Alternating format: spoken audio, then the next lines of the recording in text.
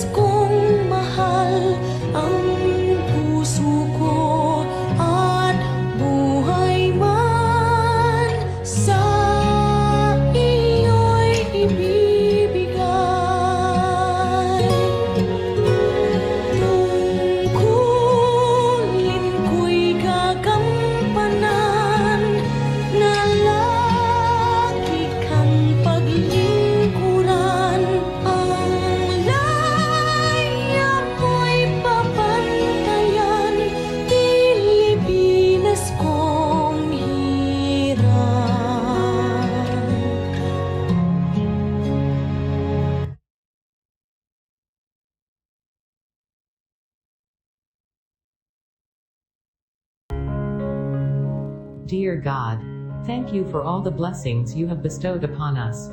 We are truly grateful for them.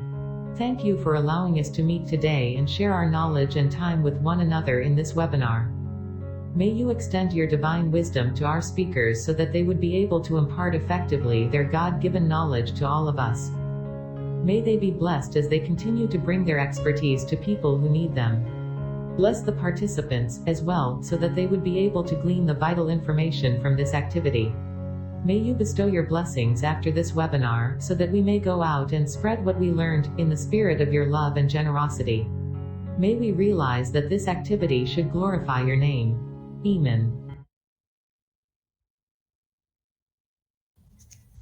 Alright, thank you so much. Ayan, so muli po magandang umaga po uli sa inyong lahat. Ayan.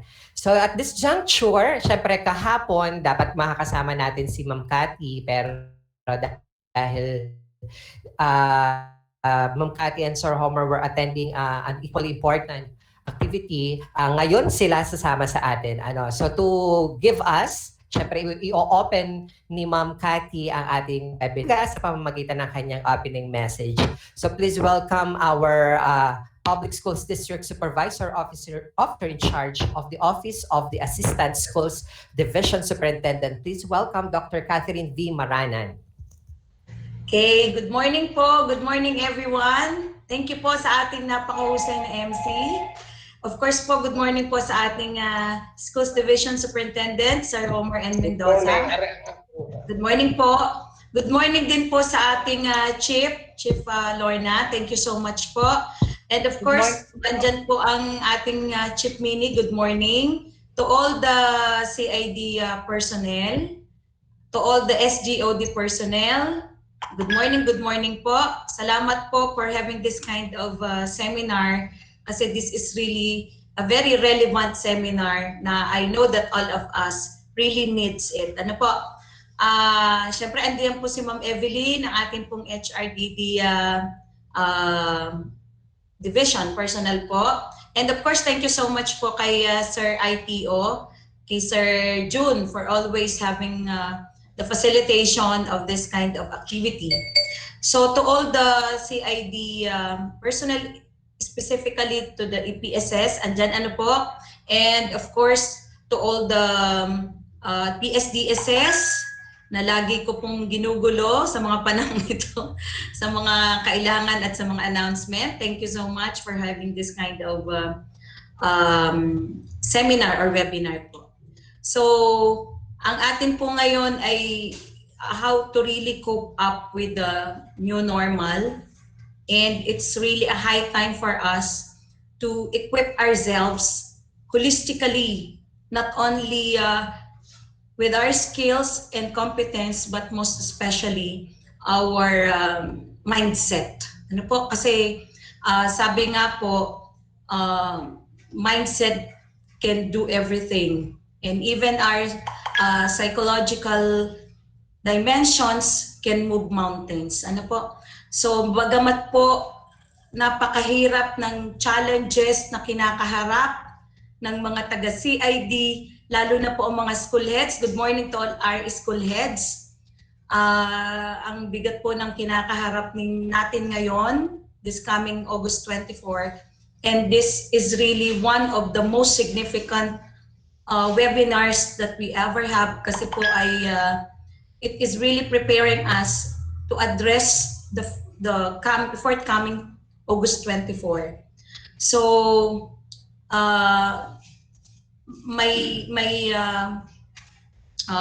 sabihin na po natin, may request is for us to really having a very positive mindset, though that we are afraid of being contaminated with this kind of virus, but still I know that God is with us, and He will help us to go with this. Maganda naman po ang ating mga puso, ang ating mga layunin na pagalingin pa ang ating mga batang Lipenyo, kaya alam ko pong He will always guide us.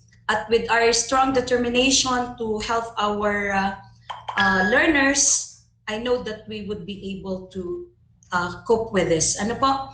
At kahapon nga po, umaga pa pulpak na kasi yung LCP. Tapos po nung hapon naman ay binigyan naman, kaya sabi nga ni Sir Joseph ay may information overload. But I know that this can really be pivotal portion for us to really be equipped so that we can really embrace the forthcoming challenges ahead of us.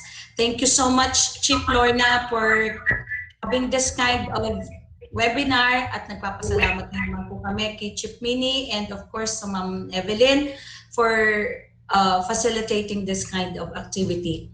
Maraming pong salamat and God bless us all po. Thank you so much po. Thank you so much, Ma'am Cathy, for your opening message. Positive minds throughout the day, dalhin natin yan. Para ang sitwasyon. Pero syempre walang hindi makakaya kung tayo ay sama-sama through the leadership of course and guidance of our schools division superintendent Mr. Homer N. Mendoza. Kaya naman sasamahan din niya tayo ngayong umaga at syempre bibigyan tayo ng isang magandang inspirational message kasi syempre alam natin ang ating maghapon naman ngayon ay full pack. Kaya to give his inspirational message, please welcome our officer in charge of the Office of the Schools Division Superintendent. Please welcome Mr. Homer N. Mendoza. Thank you, Sir Ian. Is my audio clear?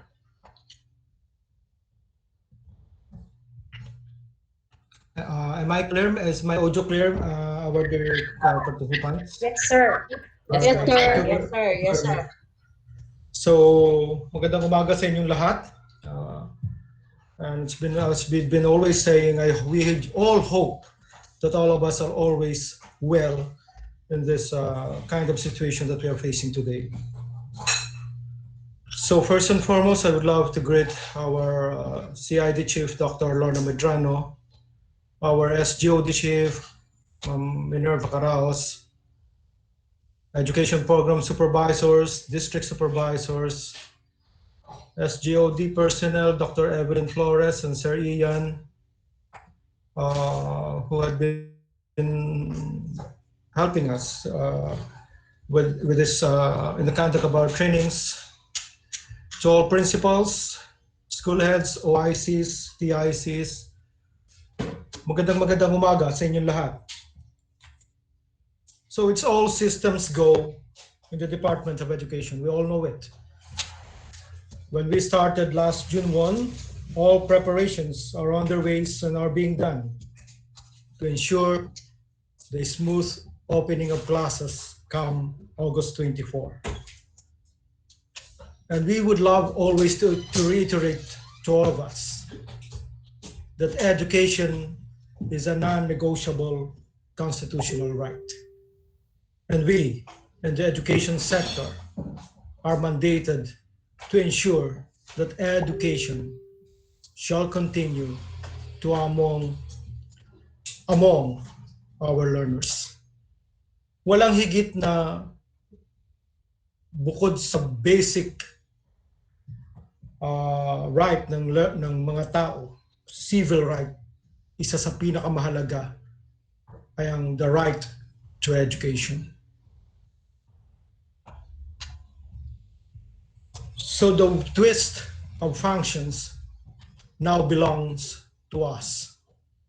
We should be able to deliver the best education that our learners deserve, given this crisis that we are facing today.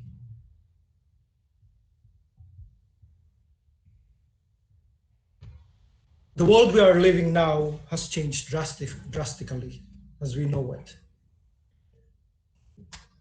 We have to go in line with the law. We have to suffer waiting in line just to be inside the grocery store. Restaurants are now open, but not in the same manner that has been functioning. On a minimal customers, they have to accommodate those who would dine in, and other changes that has happened. More so, the educational system has changed drastically also. particularly our delivery of education and teaching. And so again, my dear school heads and our dear, I just hope that you shall be able to cascade among our teachers the importance of our mandates, the importance of our functions, and the importance that we should be able to deliver it to the best that we can be. Our learners are waiting. We should not fail them. We, as I've been always saying to you, way back 2016, we are the torch bearers. We should be able to pass to our learners the future that they deserve, the best that they can be. And we should carry them in their hands, bringing them to the future, to the brighter future, better than we have today. And that is our mission.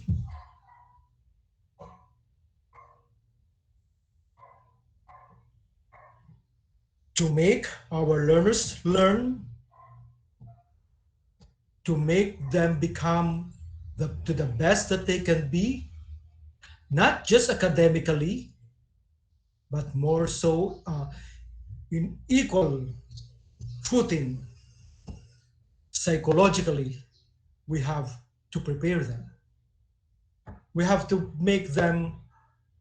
incorporate into our lessons, into our teachings, the virtue of being courageous, the virtue ng pagiging matatag, ng pagiging magiting, ng pagiging na punong-puno pa rin ng pag-asa sa kabila ng kinakaharap natin ito. So yesterday, I was not able to join you because we had our MANCOM with the regional director together with the ASDS. The regional director added some inputs in the LCP, which I think I will be presenting to you come Monday. This will guide us or guide the schools on how you will operationalize your LCP. And in the same manner, we might conduct, Chief Lorna, Chief Mini, ASDS Kathy, we might conduct a dry run on the implementation or operationalization of the LCP. We would be choosing big schools. We would be choosing middle schools or yung mga ang enrollment ng mga schools and small schools. We would also include schools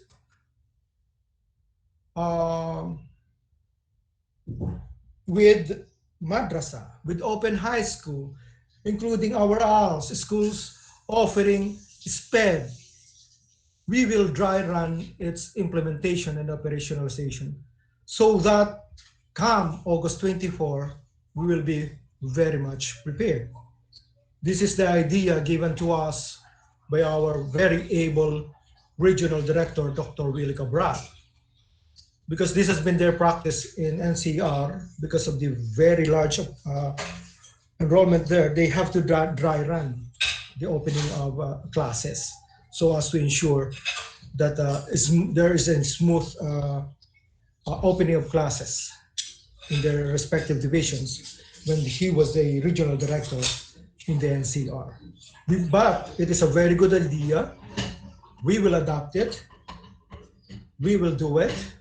That is why we just hope that you are already in the process of crafting your LCP. That is, paalala ko lang, reminder, our agreement is July 15. Pero I'll be expecting there will be someone or a group of school heads who would submit earlier than July 15. Because we have to give ample time for the orientation and dissemination of your LCP to the public and to our parents and to our stakeholders. Remember, your LCP is not for your own consumptions. Teachers and educational leaders. It is also, you should include in your calendar the presentation of your LCP among your stakeholders, PTC, PTA, school governance council, barangay officials, and others.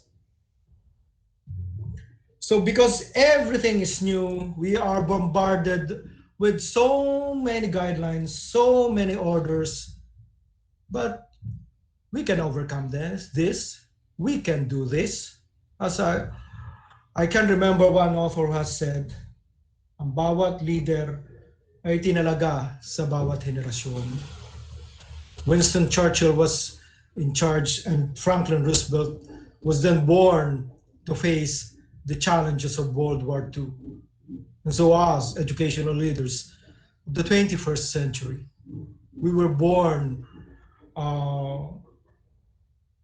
sadya tayong itinalaga na ipanganak dahil may nakahanda na hamon para sa atin.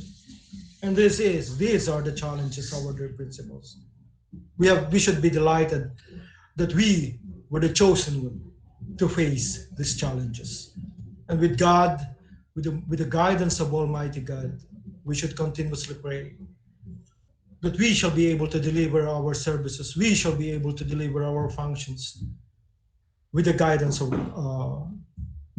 the God, that our leaders shall be guided as well, that we shall be guided as well, that we shall bring forth again our learners to the right path and to the education they deserve. God bless us all. Good morning again. Good morning, ASDS Kathy. I wasn't able to greet you earlier. Good morning, sir. Good morning. Happy learning. You can take your break. Evelyn, yung caterer natin, pwede namang habang ay ready ba ang caterer? Yan. Evelyn, Suplana. Oo. Okay, so I'll be just online to keep track and to listen as well, to learn. I hope, I know that I have a lot to learn also, dahil nga bago lahat. So don't miss this. We will be having more of this. Di ba, Doc Evelyn, Doc Lorna, Mamini? As we go along, we should be prepared. Our teachers should be prepared. Good morning again. God bless us all, and may God always guide us in all our endeavors. Thank you.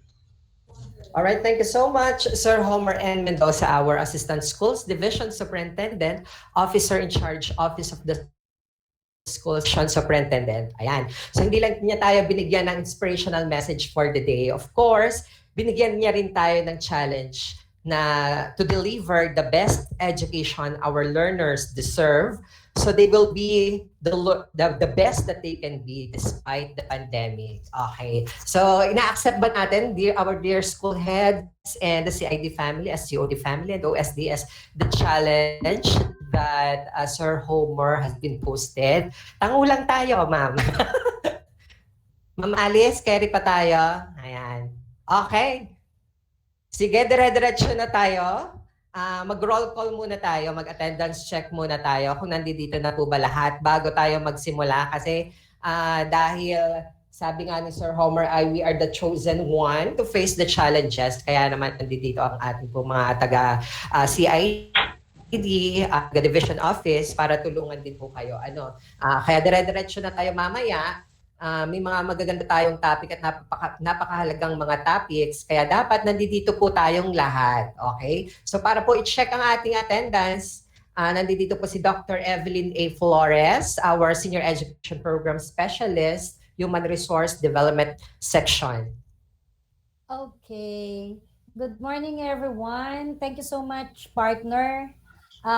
Good morning to our SDS and the ASDS, of course. Ma'am Lorna, Chief Minnie, all SDO personnel. So let's start. you can turn on your mic po just to say hello. Okay, let us start with the elementary is district po. Say hello naman po. Hello po. Hello po. Hello po. Good morning po. Good morning po. Hello po. Okay. Hello po.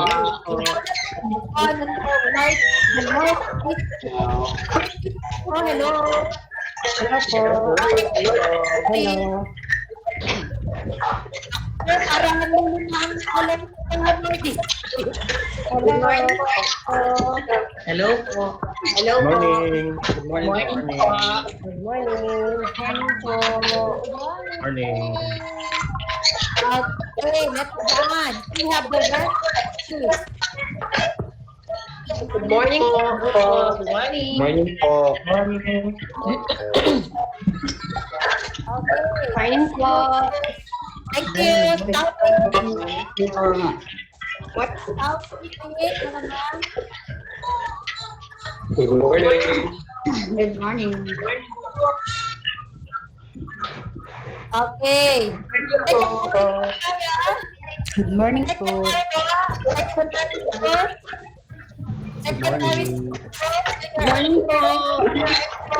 Morning po. Wala ka. Good morning po. Good morning po. Yan. Good morning everyone. Morning po. Ang good morning ng nakangiti. So let's move on. The EPS. EPS mo? Hello. Hello, good morning. Thank you so much po. Si Ma'am Edith. Si Ma'am Edith, Sir Nanding, good morning po. Asa tayo ba? Thank you so much po. Okay, then we have EPS po. Morning. Good morning. Good morning po. Good morning. Good morning po. Okay, so wala na po tayong nalilimutan. We have Sir Ariel, good morning. Sir IT, good morning. Sir Ian, good morning. And other personnel na naka-join po.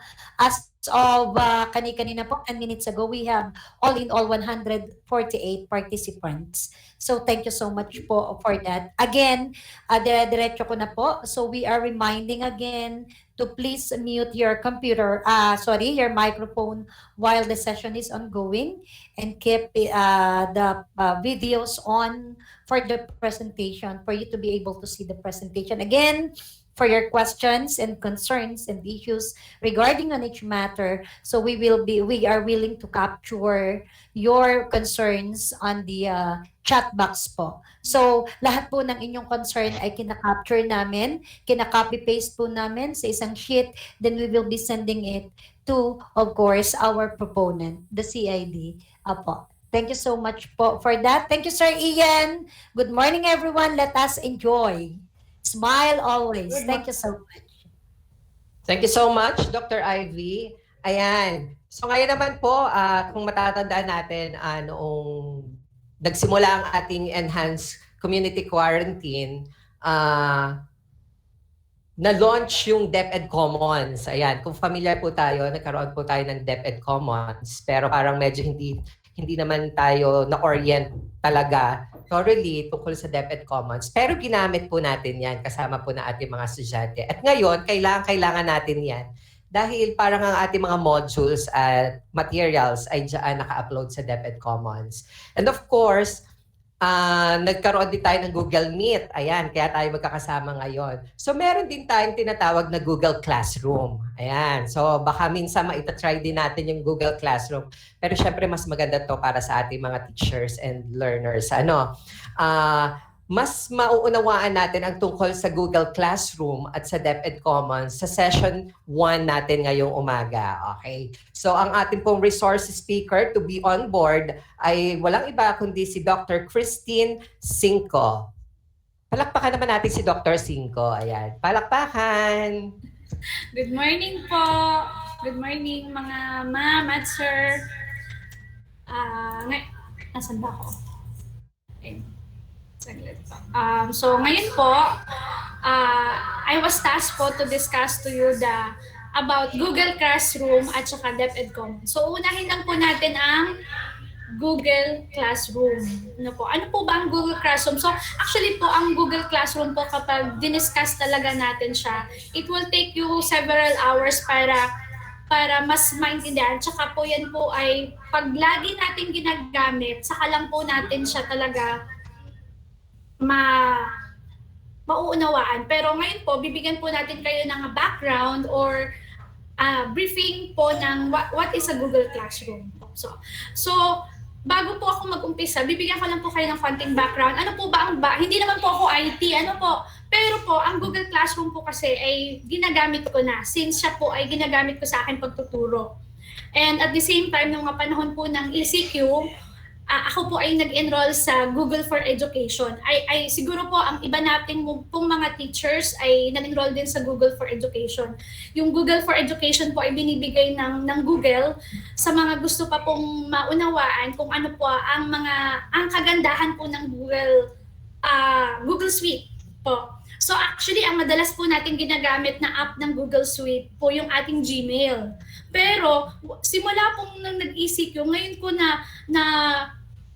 nakita na ang dami-dami pala pwedeng gamitin sa Google. Hindi lang siya search, yung ating ginagamit po na Google Search, So, at saka yung Gmail. Pero marami pa rin po siya. Mamaya po i-discuss po natin siya. So, SD Onlipa embraces digital technology in the upcoming new normal in the classroom. So, one of the technology po is the G Suite for Education, which can be accessed by using our deped.gov.ph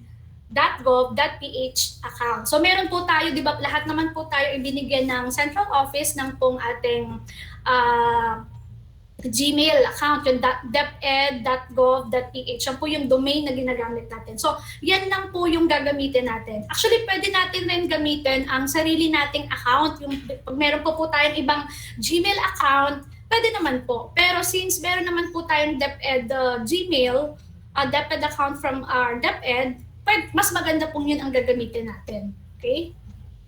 So, at the end of this webinar, participants will be able to, ano po ang ating matututunan? So, understand how Google Classroom will impact teaching and learning. Ano pa po? Learn best practices for creating engaging assignments in Google Classroom. Understand how to create quizzes and tests that automatically grade themselves. Create a class in Google Classroom. Ano pa po? Change classroom settings to encourage a positive learning environment. And we have enroll students into a classroom. And since wala na nga po tayong face-to-face, so ito po yung chance natin na pwede pa rin tayong parang nasa classroom talaga. So create assignments and announcements and learn how to communicate with students using the G Classroom. Next slide po. So, today's classroom, ano ba itsura ng magiging classroom po natin? Sige, sir.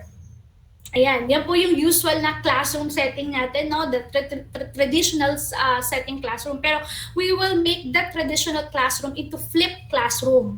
Ano po ba yung ibig sabihin ng flipped classroom? So, pag sinabi natin flipped classroom, since this is the new normal, we will transfer or to make it a flipped classroom by using a type of blended learning. So kahapon po, diniscuss sa atin yung mga modalities na pwede natin gamitin sa kanya-kanya po nating school. Depende naman po, kanya-kanya po tayong modalities kung ano po yung applicable. So ang Google Classroom po ay pwede natin gamitin as one of na pwede natin i-blend sa tinatawag natin blended learning. Kasi ang blended learning naman po, hindi naman ibig sabihin ang kahalo niya ay face-to-face. Pwede naman siyang modular, ka-blend siya ng online distance learning. Parang ganun po siya. So, Google Classroom is an example po.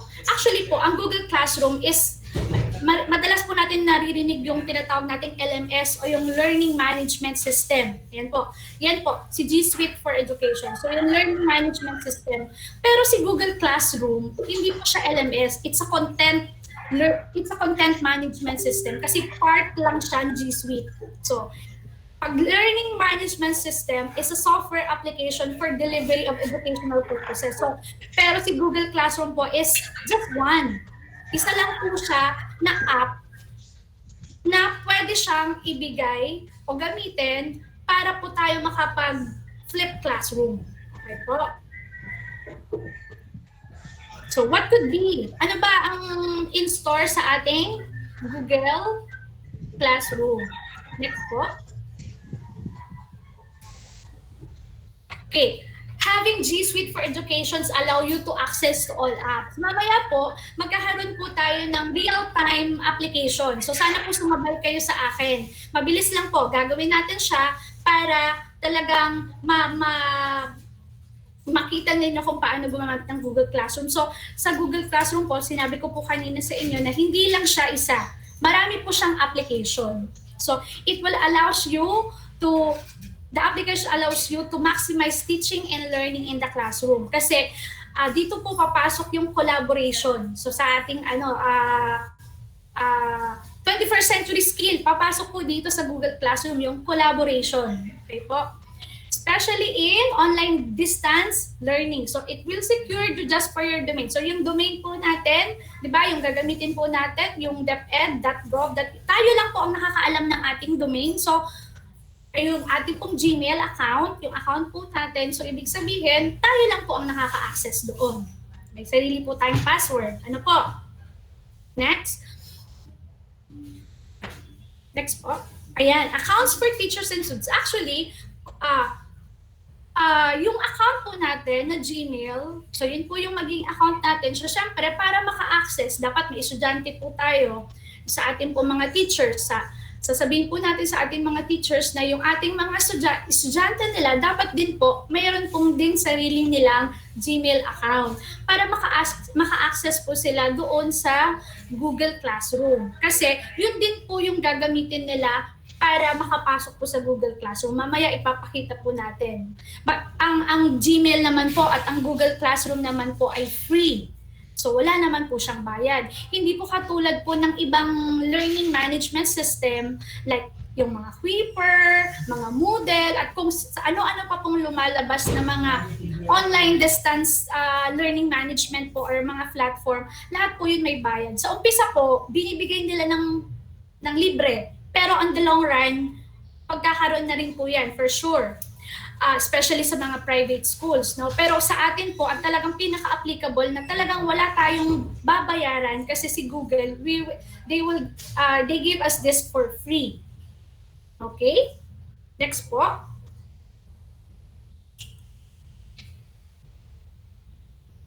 So ano nga po yung Google Classroom? So Google Classroom is a digital education solution for G Suite education users, particularly classroom, teachers, and enterprise trainers. So pwede rin po siya sa enterprise trainers. At especially po sa mga teachers po natin.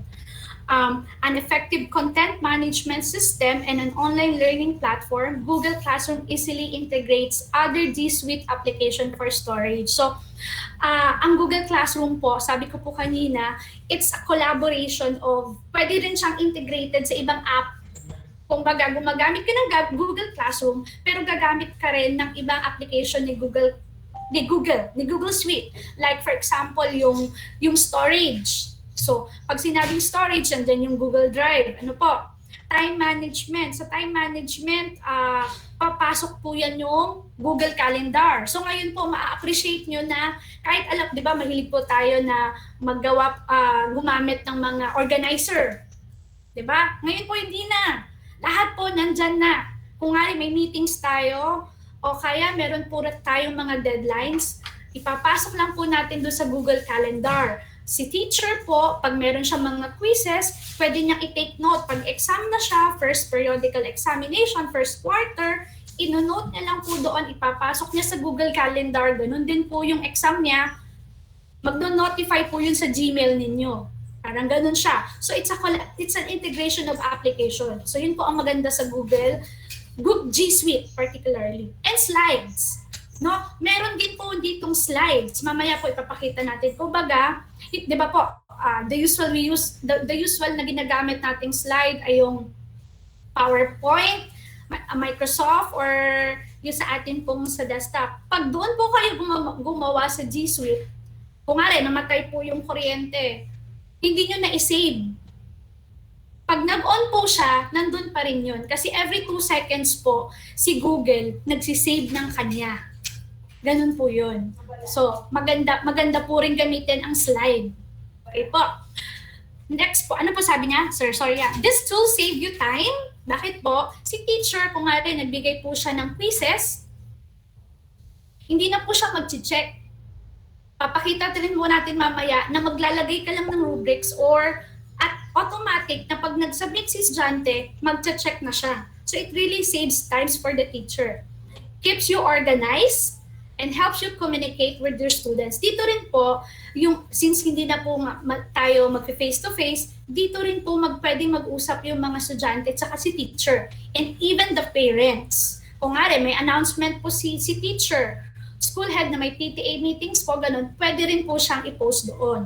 Doon na po, kumbaga isa lang ang titingnan nyo, pero nandun na siya lahat sa Google Classroom. Next po.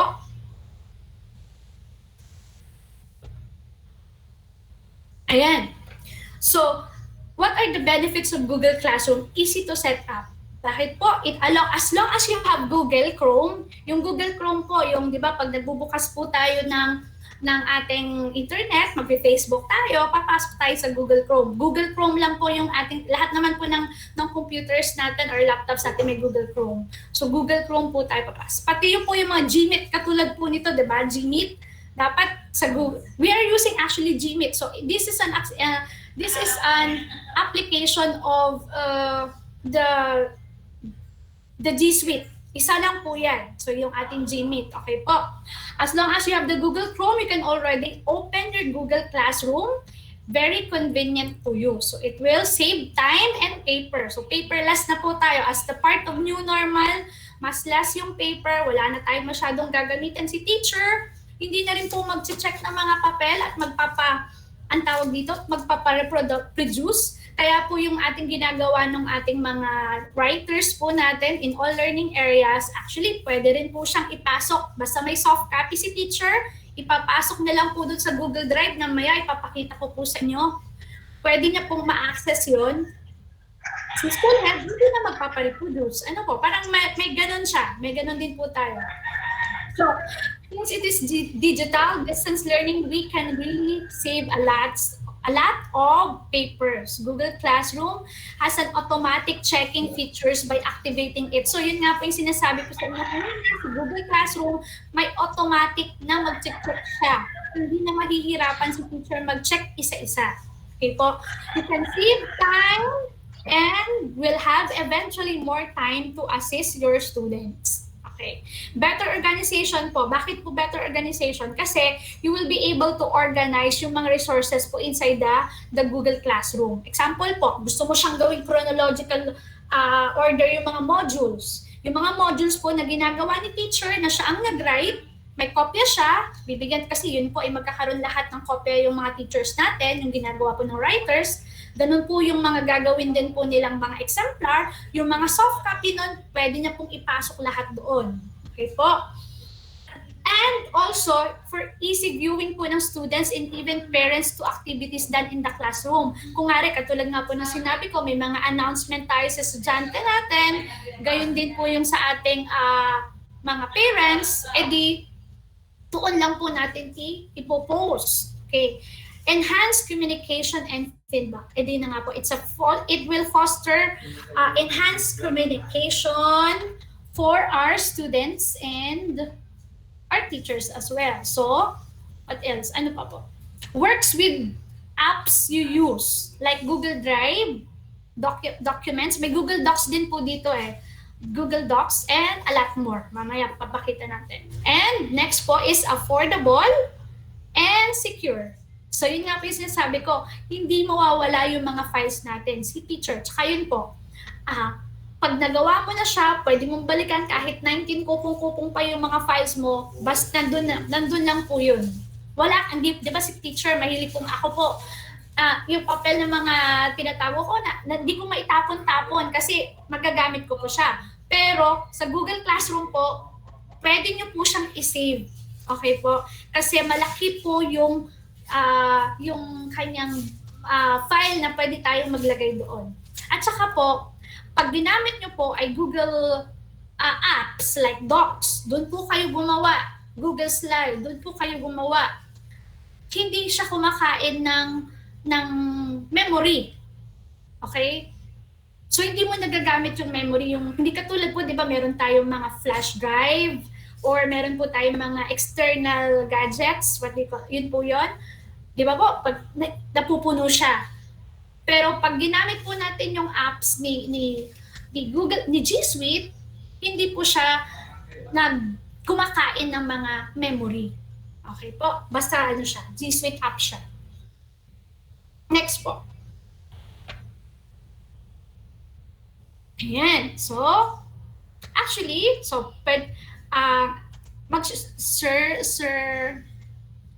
June, ako po ay mag-share, magpe-present po ako. So, sana po sumabay kayo. Isang mabilisan lang po para makapagbukas tayo ng Google Classroom. Pwede rin po kayong sumabay sa akin. So po, isi-share ko po yung screen ko para po makasabay po tayo. Entire screen.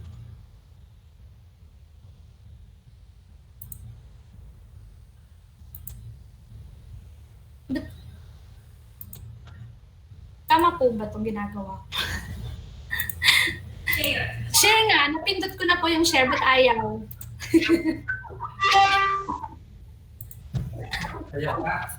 Present now. Ayan, yun lang. Your entire screen. Ayan.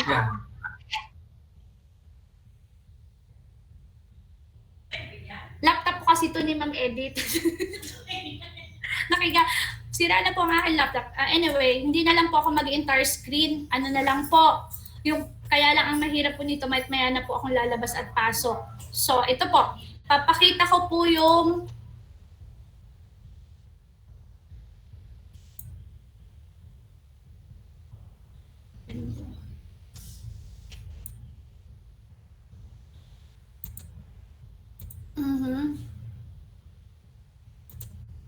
ito po. Nakikita niyo po. Okay po. Kita niyo po yung aking Gmail na. Wala naman po kayo makikita dyan. Yan na po yun. Okay po. So, ayan. Dito po. Google Apps. Ito, kita niyo po itong may 9 na dots. So, usually, kung ginagamit po natin madalas, Gmail. Pero dito po, gagamit tayo ng Google Classroom. Dito po, i-click nyo po yung Google Apps. Lalabas na po yung mga apps na sinasabi ko po sa inyo na marami pong application si G Suite. Ito po si Google Classroom. Ayan. So, nakikita nyo na. Siyempre, hindi po nyo po nakikita kasi nga hindi ako naka-entire screen. So, yun lang ang ano dito.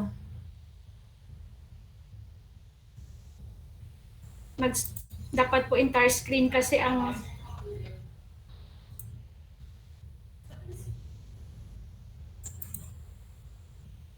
bakit po wala kayang entire screen to, Ma'am Ed? Sinisin.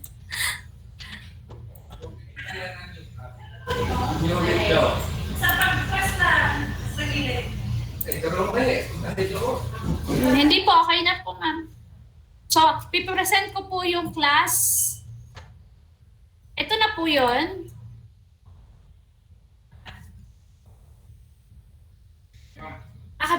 Yun po.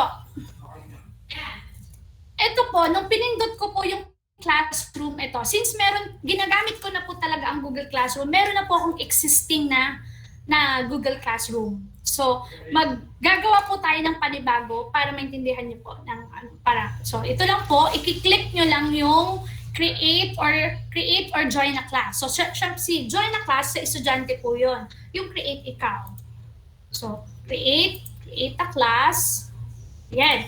So, magki-create po tayo ng mabilis. Class name, for example po ay grade. Ay, hindi. Okay, tama. Kung nga Rizal. Okay? Ang section po ay 1. Subject, sabihin na po natin MAPE.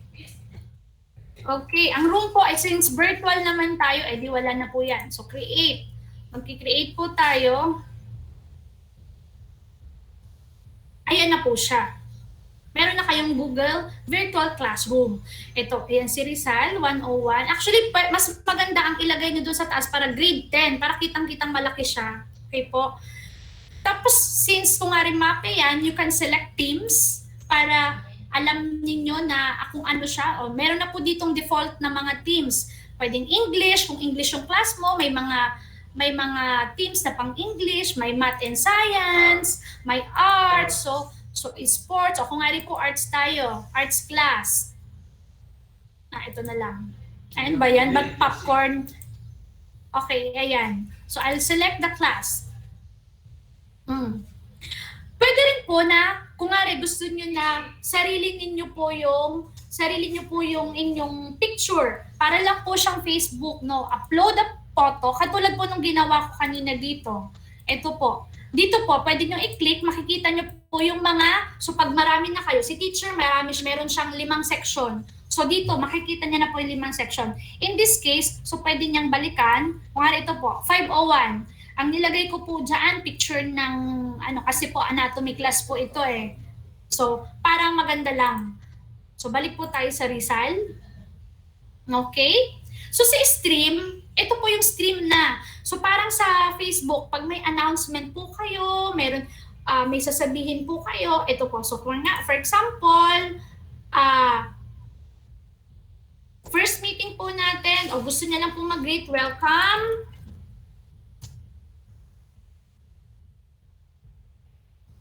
Class, grade 10, okay. Rizal. Tapos post lang po siya. Pero bago po, kung nga ito, meron pong kung nga si teacher medyo masipag-sipag, gusto niya maglagay pa ng parang iba pa pong Google, mga file, pwedeng ipapasok niya dyan. Google Drive, galing sa Google Drive. Kaya po yung sinasabi ko sa inyo na it is integrated with other application. And then pwede sa YouTube na mga learning materials, medyo ingat lang po tayo sa paglalagay. Ano po? And then, pwede po, kung nga yung announcement ninyo, pwede nyong piliin kung kaninong estudyante nyo siya ibibigay. Pero dahil wala pa po tayong estudyante, so ito po, punta muna tayo sa people. Wait. Ayan, ipopost ko muna po yan. Okay po. So, syempre si teacher, ako po yung teacher, nag-create ng class. Punta tayo sa, ito po, si teacher, ako po yung teacher. Wala pa po akong estudyante. Paano po ako mag-i-invite ng estudyante ko sa Rizal, sa grade 10?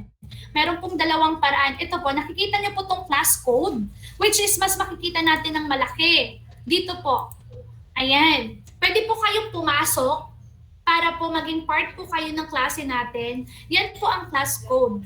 So, ita-type na lang po. Actually po, may in-invite po ako na teacher natin.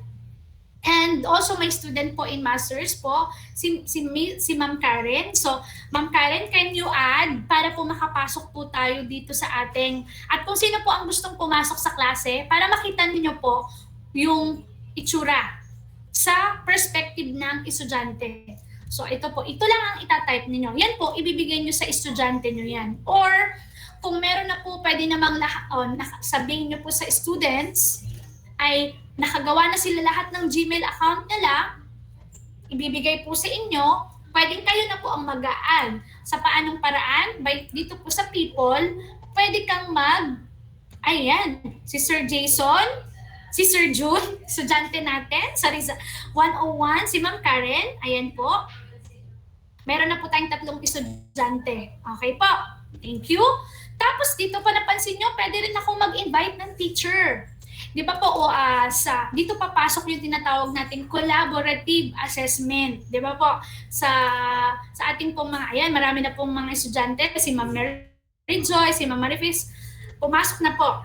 Collaborative assessment. Kung itong ating MAPE, makikikollaborate kayo sa teacher ng, ano bang pwedeng maging collaborative assessment sa teacher ng Araling Palipunan. Tama po ba yung AP? Okay, for example, meron sila, ang bata, meron pong performance or meron silang gagawin na play. So, mag-a-add ako ng teacher. kung ngari, bilang laptop po nito ni Ma'am Edith, ano po ang kanang Edith Olan? Bakit hindi natin Olan at DepEd? Tama po ba, Ma'am Edith o Edita? Sir Maning, ano pong inyong ano? Manolito. Manolito. Ganyan po. At okay. So, ayan, lumabas si Sir dito. I-click ko lang yan. I-invite ko si Sir. So, lalabas po sa Gmail ni Sir na invite ko siya. Kasi nag-usap kami na tayo, Sir, ay merong collaborative assessment sa estudyante para at the same time, ang kagandahan po noon, so, tinan nyo, naka-gray po siya. Ibig sabihin, hindi pa nakikita ni Sir or hindi pa ina-accept. Bubuksan pa lang po ni Sir yung Gmail niya. So, ang kagandahan po nito, si estudyante, isa na lang din yung gagawin niya bilang ang gagawin niya naman dun po sa assessment na yon ay parang matatakil na rin po yung competencies na pasok po dun sa subject na ni Sir Maning. Ayan po siya. So, meron na po tayong estudyante na yan. So, syempre po, ibibigay nyo lang po naman yung code doon sa estudyante. No? So, meron na po tayong 8 estudyante. Kung nga, ito po, may nakita po tayong, ayan. Kung nga rin po, si Ma'am Jennifer, kung nga rin lang naman to, no? Ay, mali ang pinasok niya kasi nagkamali si teacher ng bigay ng code. Eh, hindi po pala siya taga dito. So, i-click niya lang po si Ma'am Jennifer, tapos yung 3 action, pwede niyang i-remove. So, may power si teacher na ganon. O kaya naman, may sasabihin lang po ako particularly kay Ma'am Jennifer o sa estudyante ko na yan lang. At meron lang po ako silang kailangan gawin na hindi kailangan malaman ng iba. So, i-email. Pwede niyo pong i-email. O kaya naman, meron pong estudyante si teacher na makulit. Maya't maya na pong nag-post sa stream. Ito po yung stream. May mga announcement at wala naman pong mga kinalaman yung kanyang mga sinasabi. Pwede ko pong i-mute yung estudyante yun. So, hindi na po siya makakapag-comment. Tapos, saka nyo na lang ibalik pag okay na siya. Ayan. Parang dito may mute din po. Okay po. Ayan. So, yan na po yung people. Okay po? So, may mga estudyante na tayo. Balik po tayo sa stream. Sa stream po, yun nga po, tingnan nyo po itong portion na to. Naka-present pa rin po ako, no? Okay pa, no? Meron po ditong Meet link. So, di ba pag gumagamit po tayo ng Gmeet, okay po, nag-Gmeet po tayo. Maya na po tayong nag-generate ng yung kahapon po,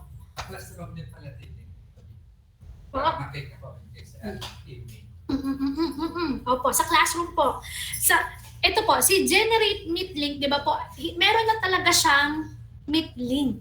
Okay po, hindi po siya katulad kung nga rin po, magmi-meeting ang mga teachers or ang mga estudyante, gusto niyo pong mag-synchronize meeting. Ito na po, hindi na po kayong mag-generate ng Meet Link. Siya na. Okay po.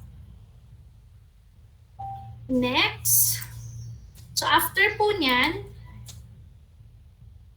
classwork. O paano po ang classwork natin? Dito po, we'll create. Pindutin po natin yung create. So ito ang mga pwedeng gawin ni teacher. Gagawa siya ng assignment. Magki-quiz assignment siya, yung usual na quiz na pwede tayong magbigay ng mga quizzes. Question, ito naman pong question.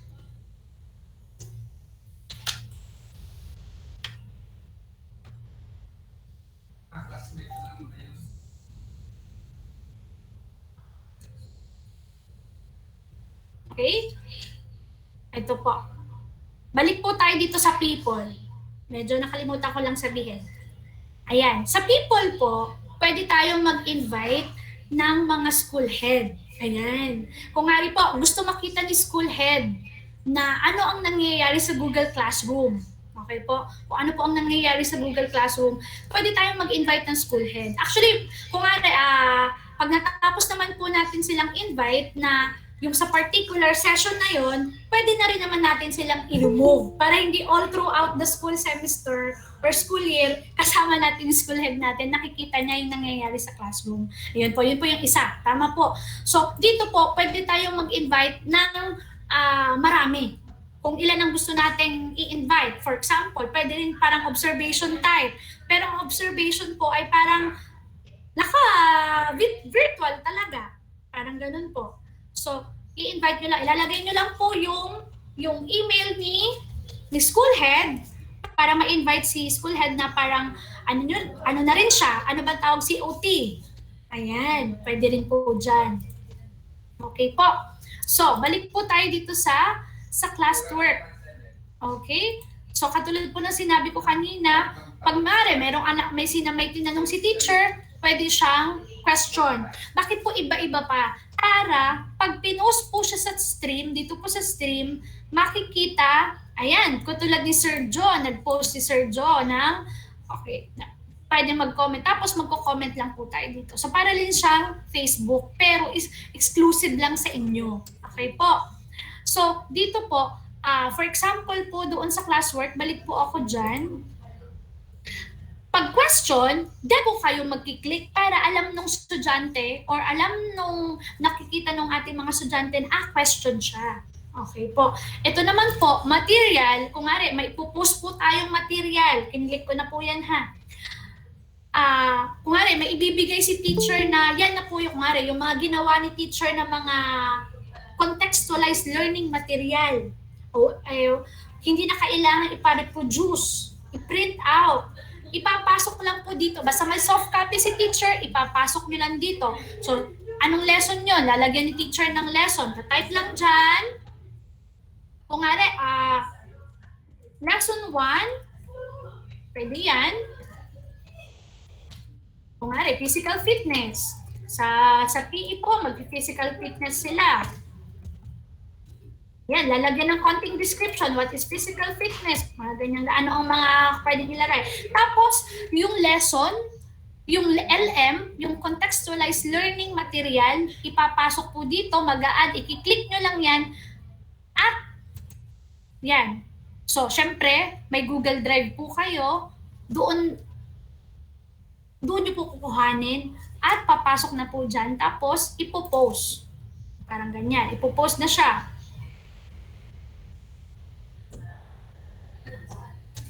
Ayan. Parang ayaw niya mag-post. Hindi ko pala napindot. So, posted na siya. So, sa classwork, ayan, lesson 1, makikita po ng bata na may lesson 1 na siya. Tapos, ito po yung parang icon, ibig sabihin ay material. Contextualized learners material siya. Parang ganon. Balik ulit po tayo sa create. Makikita mo dito, reuse post. Ang kagandahan po nito, kung nga masyado nang matagal yung post mo, gusto mong balikan, pipindutin mo lang yan, uulitin mo siya, reuse post. At ito pa po, yung topic. Ang kagandahan po nitong topic, pwede siyang yung learning competency. Pwede dyan, kung nga or week by week. By week po siya, kung nga pwedeng learn LC na lang. So, learning competency.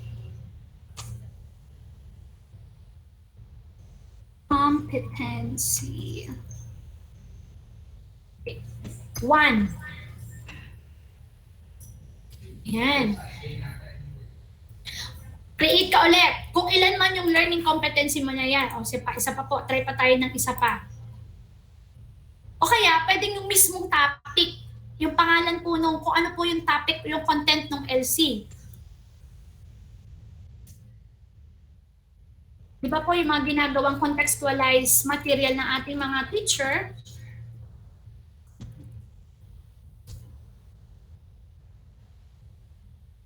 Yan. So dito po,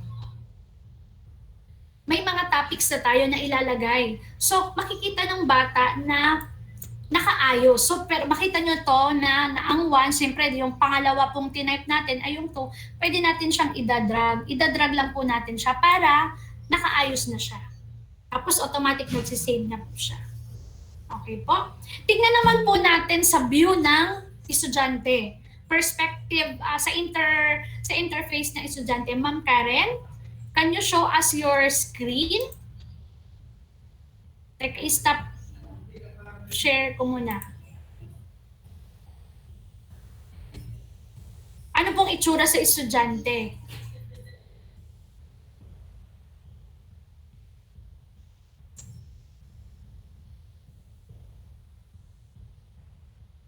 Yung mga pinost po natin kanina.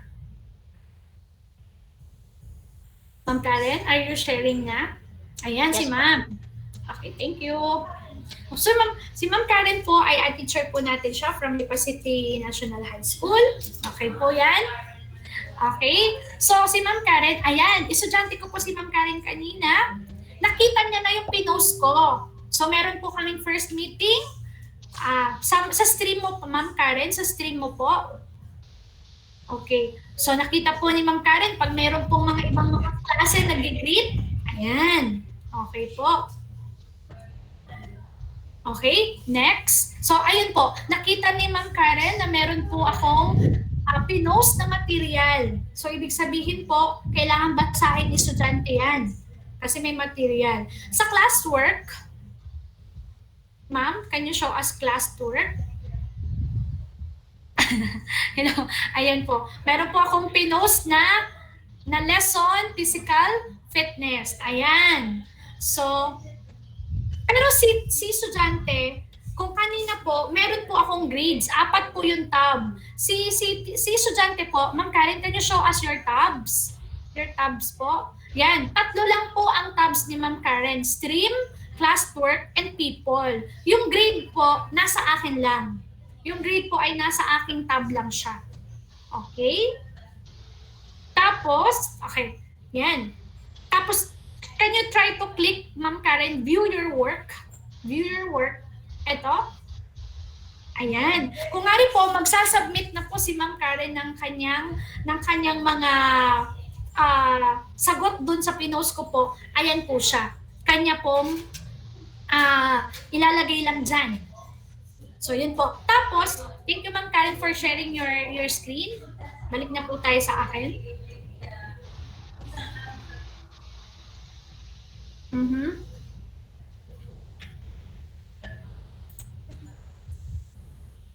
So dito po, kanina, doon po sa interface ng estudyante, meron lang siyang stream, classwork, people. I am sharing. Nag-share po ako. Sorry, hindi pala.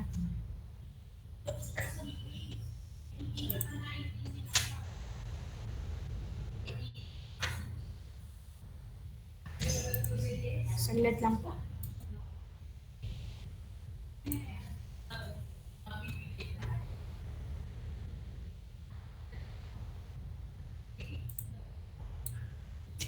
Ayan. So dito po merong stream, classwork, people, and grades. So dito po si teacher, may grades na siya. Okay po. So since wala pa pong ginagawa ang mga estudyante, ipapakita ko po ng meron lang po akong dito po sa existing Google Meet ko na, Google Classroom ko na. Sa 5 na meron na po akong estudyante, tapos meron po silang ginawa. Ayan. Ito naman, okay naman po makita ninyo kasi hindi pa naman po ako nagbibigay ng grade. So you can see na ayan, nagko-compute na rin po siya. Bakit siya nag-compute? Kasi dito in this case, para po in this case, sa classwork po, na pinagawa ko po sa kanila, for example po, sorry.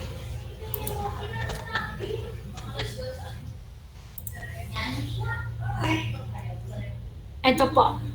Kungari po, nagpagawa po ako niyan.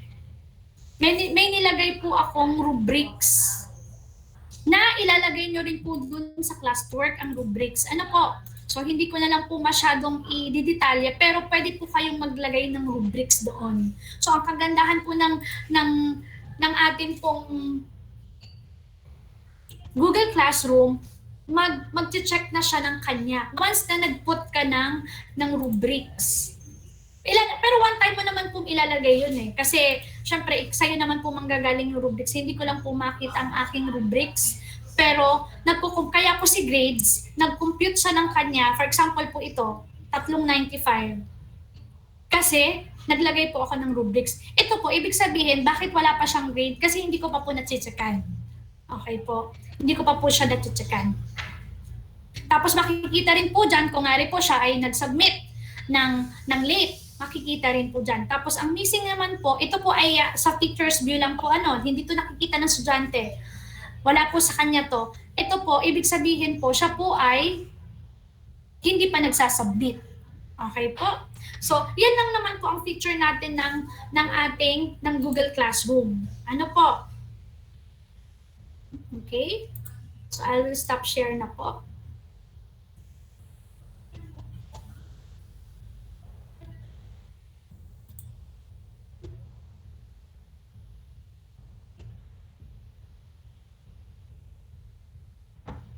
Siguro po, pag may tanong kayo later, doon na lang po natin sasagutin.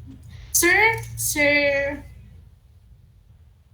June, ang DepEd Commons naman po ay is another platform from DepEd.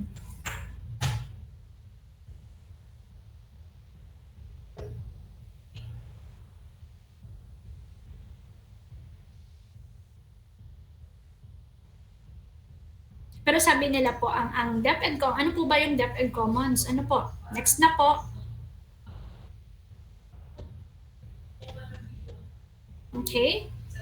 Sir? So, it started an online educational platform supporting alternative learning modalities, and it contains online review materials and open educational resources. So, ang DepEd Commons po siya ay interactive. So pwede po siyang sagutan ng interactive po siya, learning material. At the same time, meron po siya talagang mga nakasave na pwede mong i-download na mga PDF materials, kaya review materials po siya. Teacher, sino po ang gumawa nito? Teacher can retain, reuse, revise, remix, and redistribute the content by blending it with a learning management system to deliver a distant learning modality. Next po.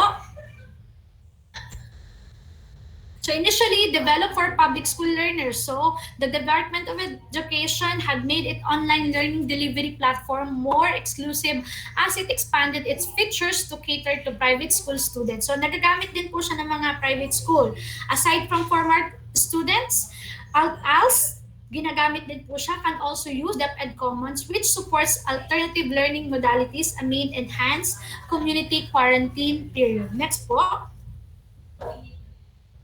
So learners and teachers can now access this online learning platform without incurring data charges. Nakakapasok po kayo doon without incurring data charges. Pero sabi po nila, once na pumasok ka na sa ibang link, ayun, kailangan mo na rin ng data. Ano po? Okay. Based on the latest data, DepEd Commons has 4,236,667 users. So yan po, simula po na nung kasagsagan ng ECQ, ano po, mas marami na rin pong gumagamit ngayon. Next po. No, how to use. Actually, meron po, binigyan po kayo ng slides na po. Meron po tayong how to use it, pero pwede na tayong dumiretso, sir. Pwede po natin i-next. Next po. You can use wait lang po. You can use any browser, hindi katulad sa Google Classroom na Chrome lang yung magagamit mo. But in DepEd Commons, halos lahat ng browser pwedeng gamitin. Pwede rin siya sa Android, sa iOS. Ibig sabihin, pwede yung kanilang mga cellphone. Next po. Ayan, offline demo. Pero pwede na po siguro tayo doon sa search, yung mismong demo na siya. Para dire-diretso na po tayo. Inisa-isa ko lang po dyan. Yung may video na po na ipi-play na siya. Naka-offline demo kasi yan. Yan po yung mga sample ng learning material na pwedeng repeat. Yan. Sir, pakiclick na lang po yan.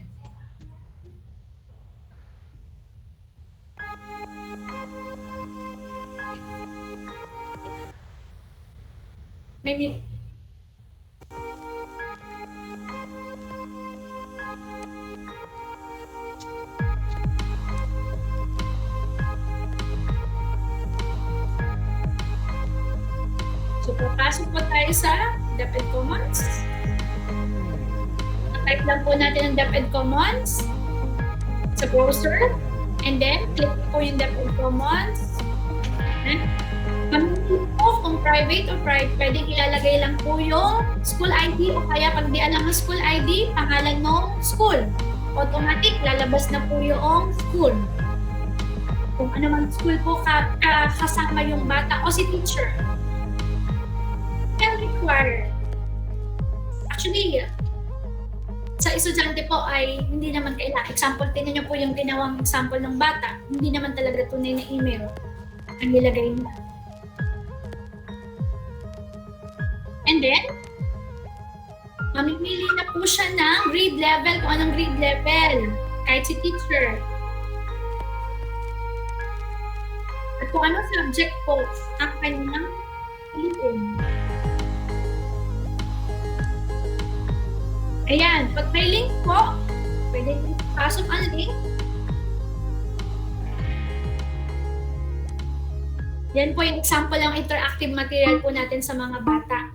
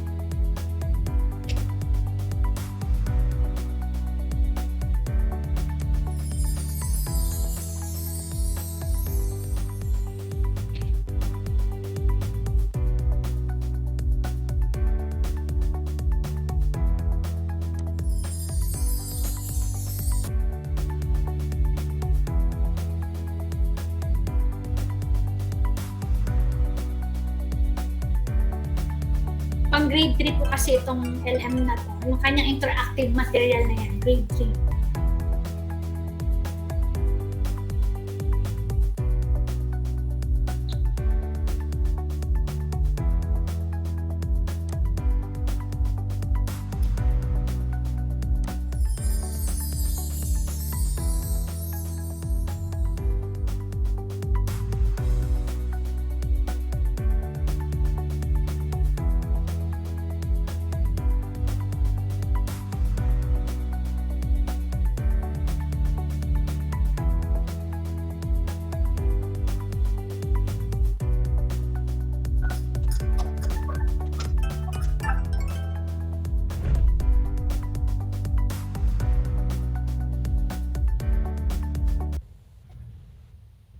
Ayan.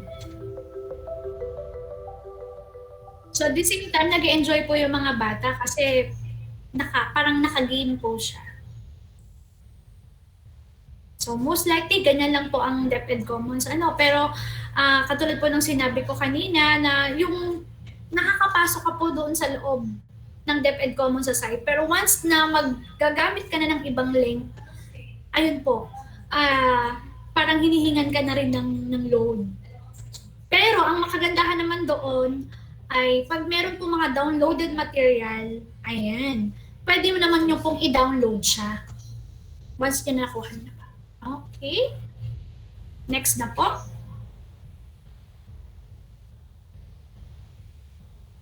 Okay po. So through the countries facing an unprecedented situation, we in DepEd are focused to fulfill our primary mandate for instilling quality basic education to our Filipino learners. We are eager to push boundaries and explore new paths so that education can still continue at the confines of our home. So it's yung pagiging resilience lang po natin, teachers, estudyante, ganun din po ang mga parents, kaya it's a collaborative effort po ng lahat po natin para po ito maitawid po natin ito pong new challenges sa ating new normal by using new modalities, new learning material, what do you call this, LMS na po, management system na applicable po sa ating mga eskwelahan. Yun lamang po at marami pong salamat.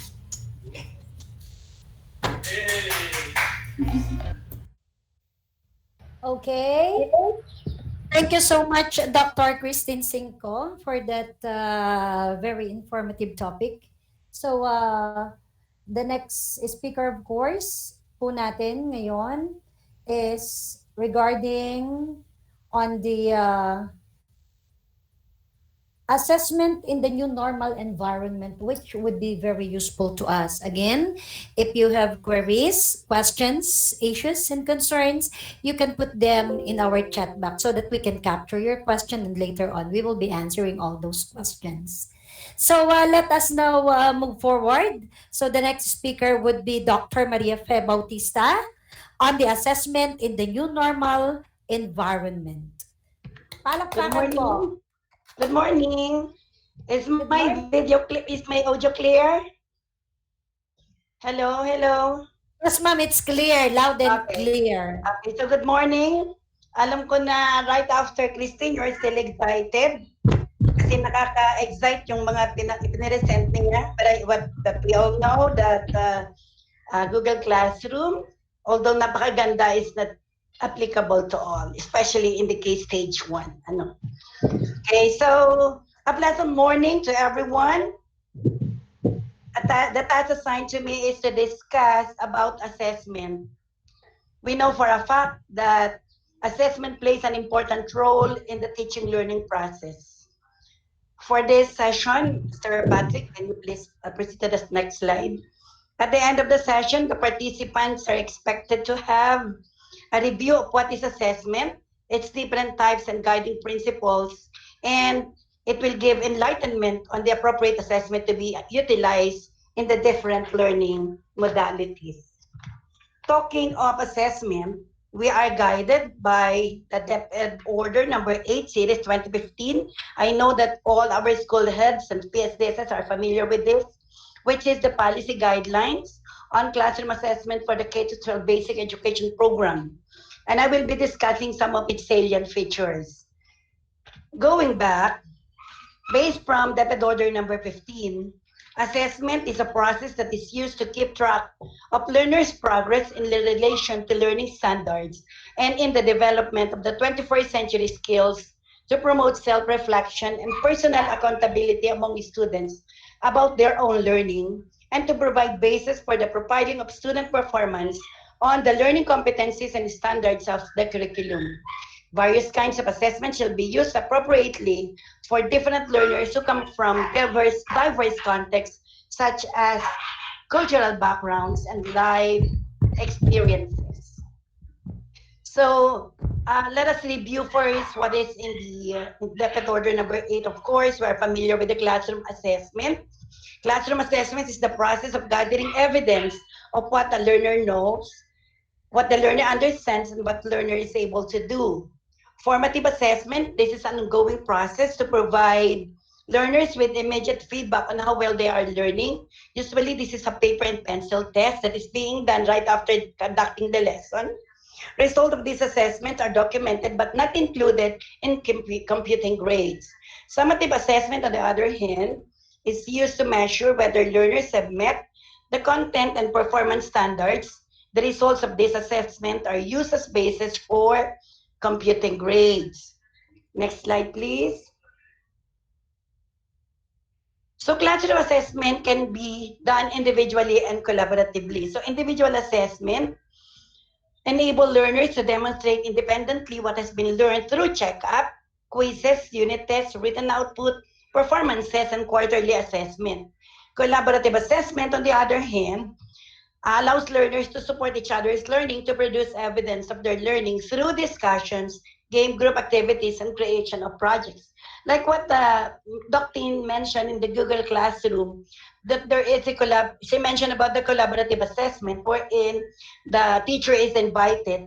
So pwede rin nga namang mangyari yun. Ibig sabihin, nagkakaroon ng curriculum links or we call that thematic teaching kung saan several learning areas are involved in the assessment. But in this particular collaborative assessment, so there is, this is usually done during cooperative learning, wherein learners are doing that task collaboratively to support each other's learning to produce evidence of their learning through discussions, games, group activities, and creation of projects. Okay? And then, formative assessment, on the other hand, may be integrated in all parts of the lesson, before the lesson, during the lesson, and after the lesson. So I think I don't have to discuss more on this kasi alam naman natin. Before the lesson, learner understand the lesson's purposes and identifies what they know about the topic. So we're doing the review of the past lesson or the review of the prior knowledge of our learners. So the teacher determines what the learner knows and can do. During the lesson, learner monitors one's progress, and the teacher tracks learning progress in comparison to formative assessment results before the lesson. And after the lesson, the learner recognizes whether they have met the learning objectives for the day, and the teacher assesses whether learning objectives have been met so that she can make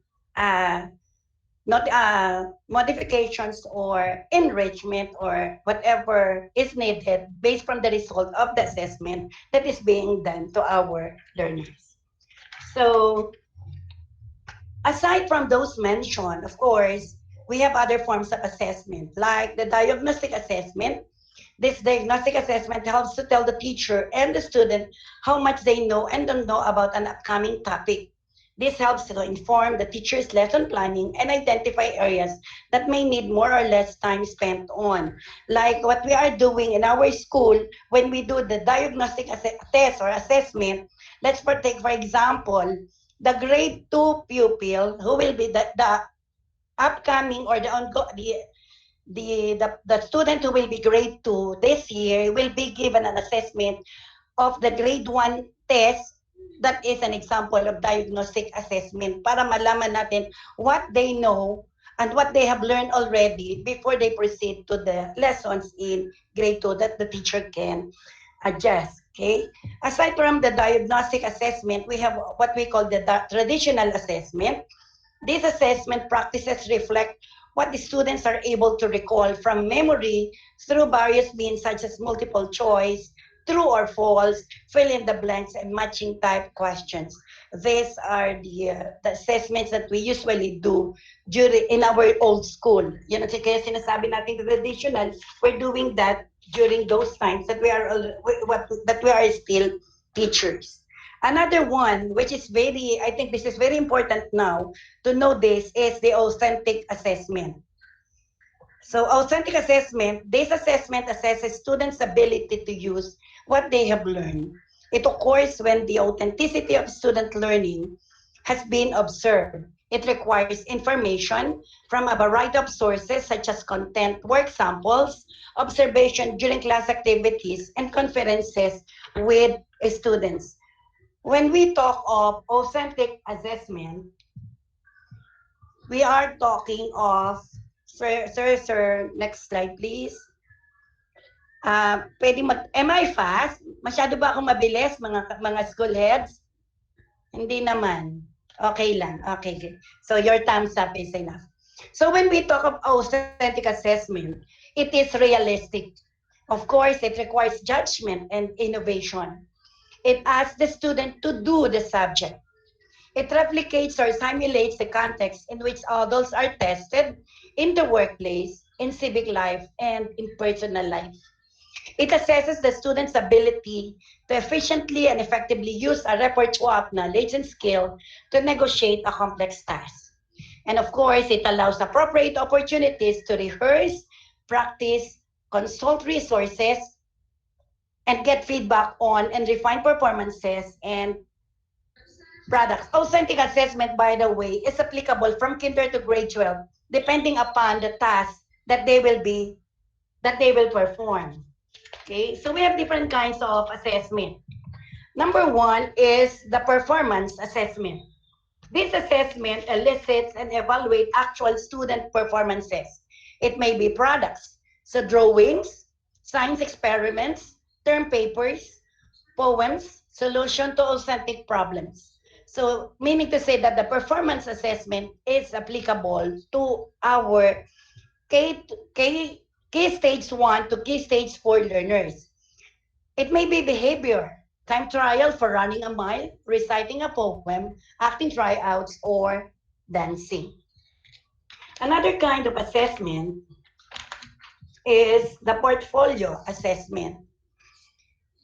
A collection of student samples representing or demonstrating students' academic growth can include formative and summative assessment. It may contain written work, journals, maps, charts, survey, group report, and other such items. There are systematic, purposeful, and meaningful collections of students' work in one or more areas. Like in the case of our kinder students or kinder learners, where they are not expected to be given written assessment, they are being graded based from the portfolio that they have in the classroom. For example, the learners are given the coloring activities, clay molding, tracing, and the like that will be placed in the portfolio, and that will be the basis on how they will be given the rating on their kinder progress report. So yun po ay para sa information ng ibang schoolmates who are not so familiar with the kindergarten. The next one is the rubric. That like what Ms. Tin mentioned doon sa kanyang talk, that using the rubric, nagko-compute na ng kanya. Napakaganda, no? Napakaganda if everybody has the access to the Google Classroom, kasi hindi na mahihirapan mag-compute si teacher. So when we talk of rubric, it is a scoring guide that seeks to evaluate students' performance based on the sum of a full range of criteria rather than a single numerical score. It is a working guide for students and teachers, usually handed out before the assignment begins, in order to get students to think about the criteria on which their work will be judged. Okay? Another one is the journal assessment. This refers to students' ongoing record of expressions, experiences, and reflections on a given topic. There are two types, one which students write with minimal direction, what he/she is thinking on or feeling, and the other requires students to complete a specific written assignment, a specific written assignment, and establishes restrictions and guidelines necessary to accurately accomplish the assigned task. Journals can involve different types of reflecting, writing, drawing, painting, and role playing. We have two types of journal assessment. For our reflective journal, let's, for example, you ask the student to read a story, to recite a story, to recite a poem, and then, or you ask them to read, let's say, paragraphs, series of paragraphs, and then you will give these questions to them for them to do some reflective thinking. What happened? How do I feel about it? What did I learn? So this is an example of reflective journal. For our synthesis journal, this can be done. This is I think applicable to our key stage 4 learners also, because you will be given the task, for example, a science experiment. You will let them do the experiment, and then using the discovery approach, then what I did. So they will be guided by these questions, what I did, what I learned, and how can I use it. So that is an example of synthesis journal. Now, you will be asking what will be the assessment on the different kinds of modalities, how this can be done if there is no face-to-face. So these are the assessment of the new normal environment for the different learning modalities. So these are the different learning modalities based from the result of our survey. face-to-face homeschool study, distance learning, and blended learning. As per Sir June, as per DepEd Order number 12, Series 2020, this was just released this week, wherein this is the adoption of the Basic Education Learning Continuity Plan for school year 2020-21 in light of the COVID-19 public health emergency. And it says in paragraph 21, it is stated there. Sir, next slide, please. It is stated in paragraph 21 of that said DepEd order that classroom assessment, namely formative and summative assessment, shall be conducted by the teacher to track and measure learners' progress and to adjust instruction accordingly. This shall be done through paper-based, offline, or online assessment format, whichever is appropriate to the context and needs of the learners, to enable them to participate fully in the assessment process and be assessed fairly. The last 2 days of each academic quarter shall be devoted to the administration of quarterly assessment. So, based from the DepEd Order 21, hindi pa rin tayo lumalayo or hindi pa rin natin kinakalimutan ang DepEd Order number 8, 2015, Series 2015, because the same content is stipulated in DepEd Order number 21, meaning hindi mawawala ang formative and summative assessment. And before I proceed, I would like, because I was able to jot down the question given by Dr. Lisel. Sabi niya kahapon in her question, since we're talking of the quarterly assessment, sabi niya kahapon, how can assessment, specifically periodical exam, be given and be monitored? This was the question that she raised yesterday.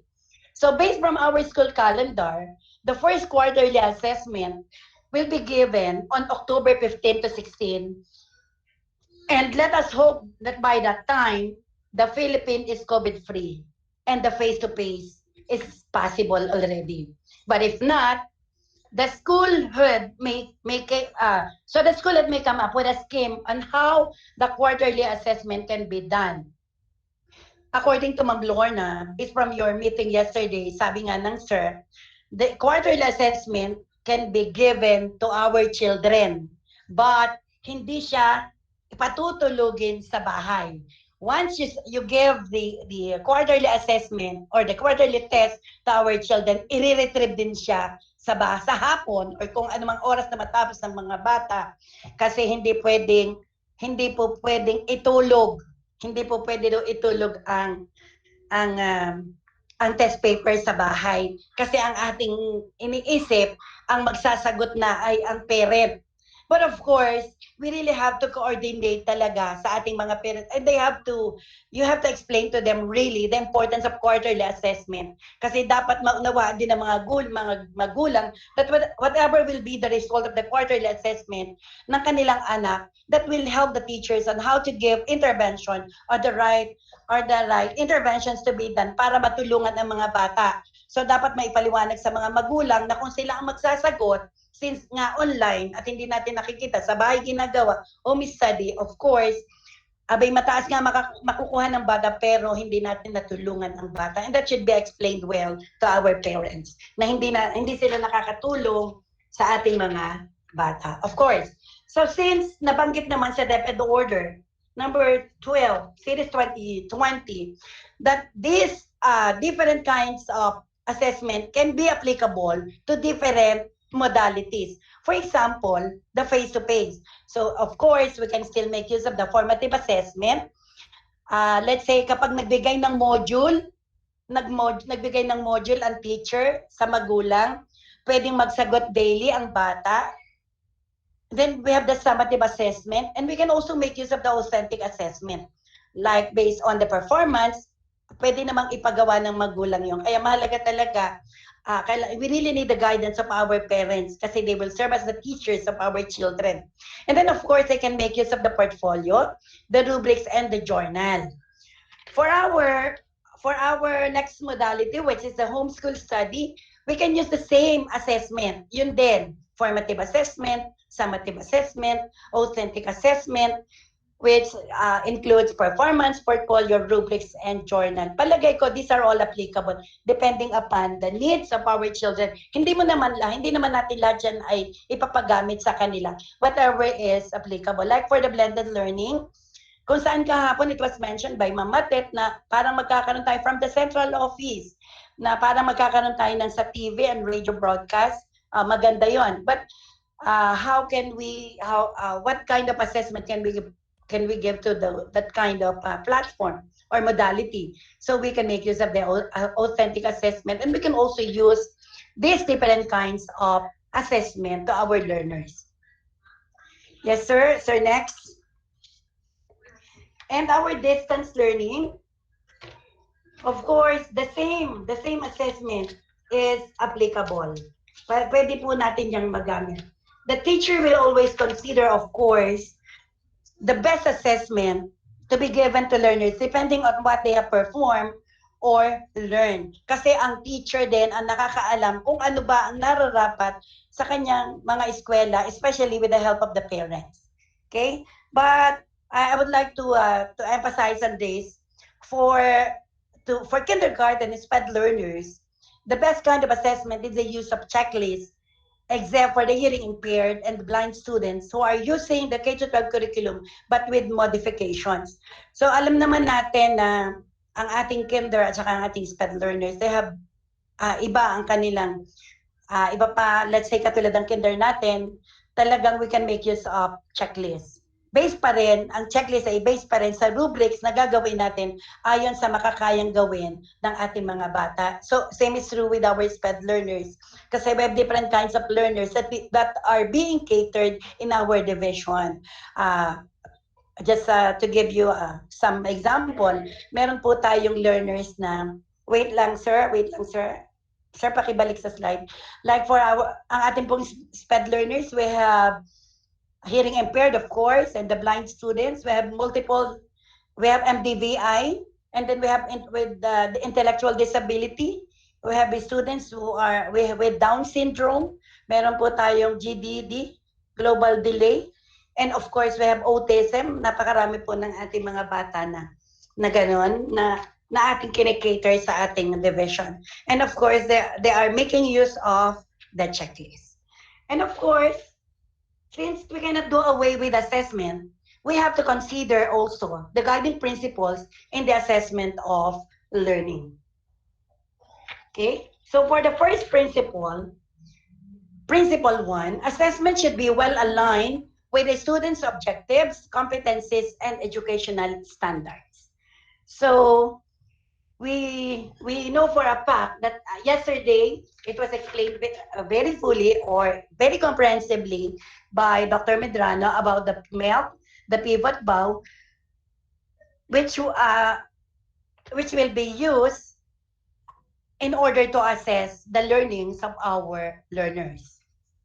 So for our principle 2, the formative assessment needs to scaffold students in the summative assessment. So we can say that the summary of all the formative assessments given to our learners will lead to the summative assessments. And of course, we are measuring the performance, the content, and the content and the performance standards of our learners when we talk of the summative assessment, because dito kinukuha ang grades ng ating mga bata.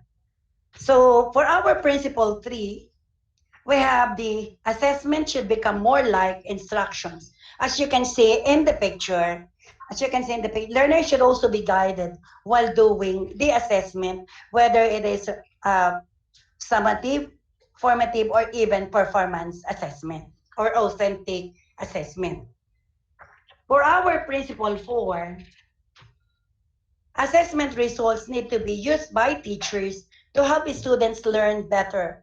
Although in this new normal, our parents will be the one to give assessment, but assessments will be given to the teachers for the teacher to examine or to give the result of, or to know the results of the assessment, so that she can make adjustments on how the students will learn better.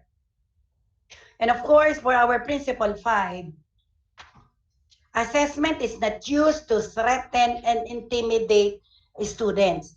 So, alam natin na sa pagtuturo, mas mahigpit ang parents when it comes to teaching. Mas mahigpit pa yata kaysa sa teacher. So, dapat ipaliliwanag natin na, kasi sasabihin na magulong, sige, pag hindi ka nagbasa, hindi ka makakapasa dito sa exam na ibibigay ko sa iyo.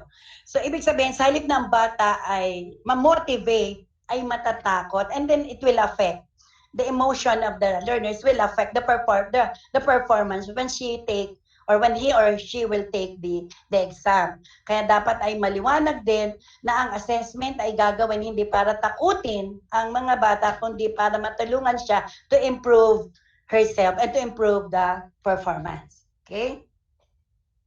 And then of course, sir, kindly go back to principle 5. Since we are dealing with school heads now, so you may ask your teachers to ponder on these questions based on this principle 5. How can we use assessment to help all our students want to learn? How can we make our students feel that they are able to learn? So they should be given to our teachers para medyo meron silang pero maisip din nila kung bakit mahalaga na ang mga bata ay hindi dapat tatakutin, or dapat ay they should be properly motivated. So for our principle 6,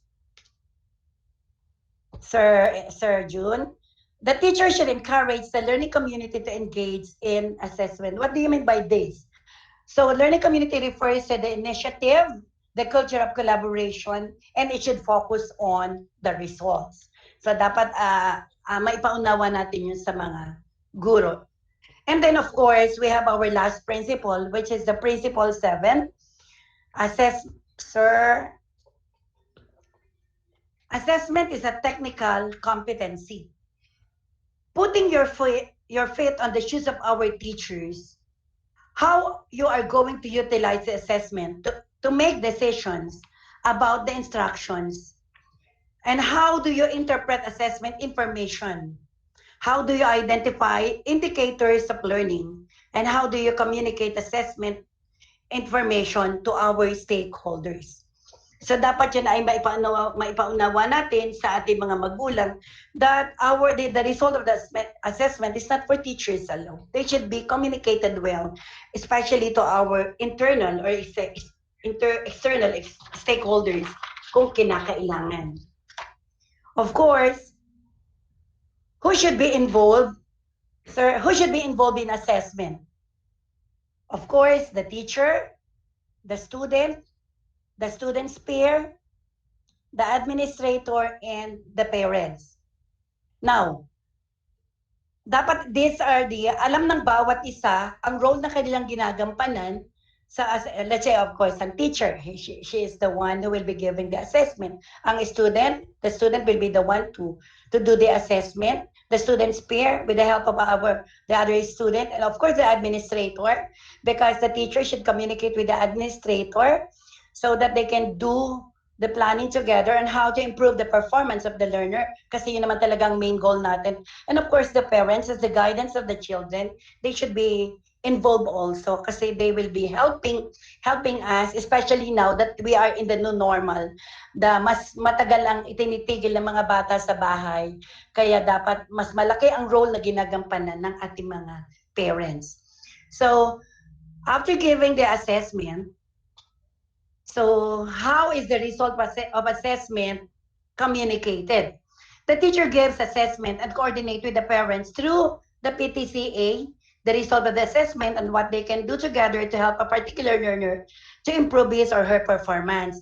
Nung una, before the COVID-19 pandemic, syempre nasa loob ng paaralan ng ating mga bata, and the teacher gives assessment after giving the lesson.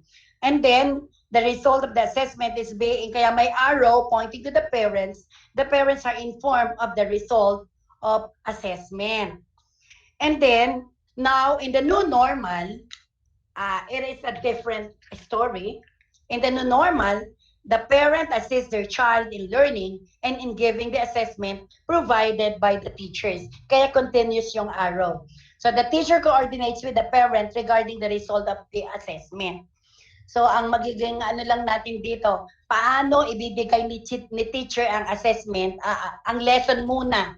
Ibibigay ni teacher ang lesson sa parent para ipapagawa sa bata, and then after doing the activity, syempre kasama na doon ang evaluation or yung assessment, and then after giving the assessment, the parent will be the one to give the assessment, and then ibibigay niya sa teacher ang result.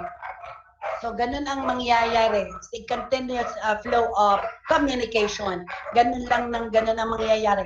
Until such time that we are already COVID-free. Ganun ang mangyayari sa atin. Whatever modalities are being used by the parents, lagi na yung may kaakibat na assessment to be given by the teacher. And of course, the teacher always coordinate with the parents and of course to the school head regarding the result of assessment.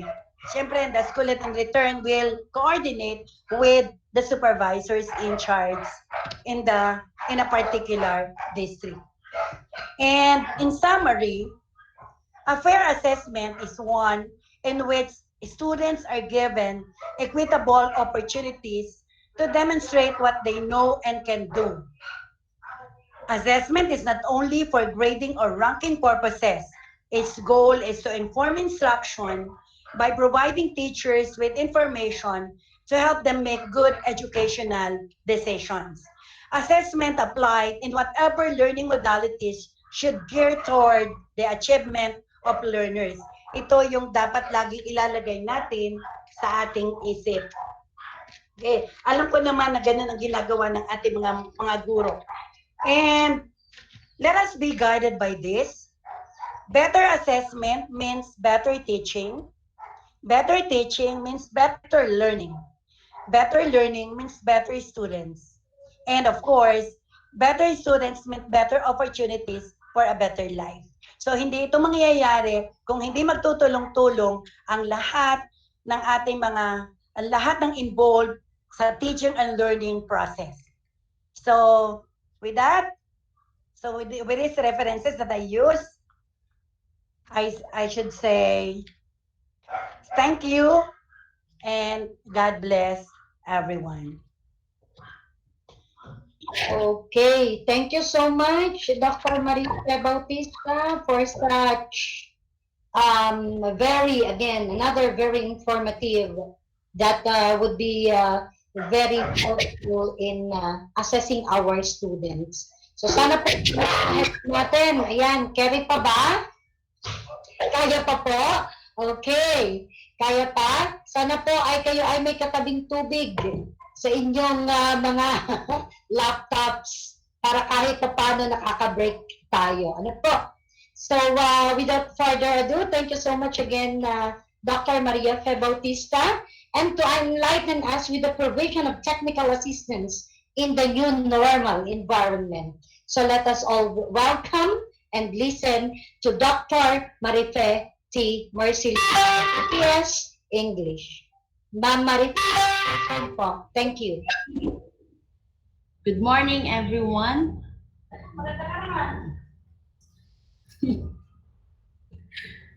Okay, good morning, everyone. So for the last topic for this morning, I will going to talk on the provision of technical assistance. That's why the title of my presentation is Models for Change.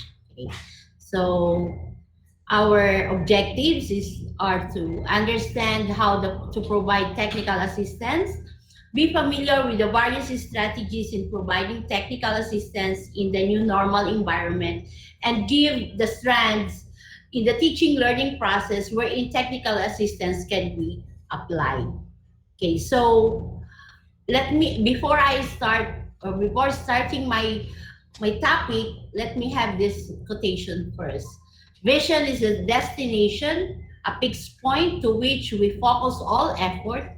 Strategy is a route, an adaptable path to get us where we want to go. So regardless of the challenge, our intent is to ensure that education never stops.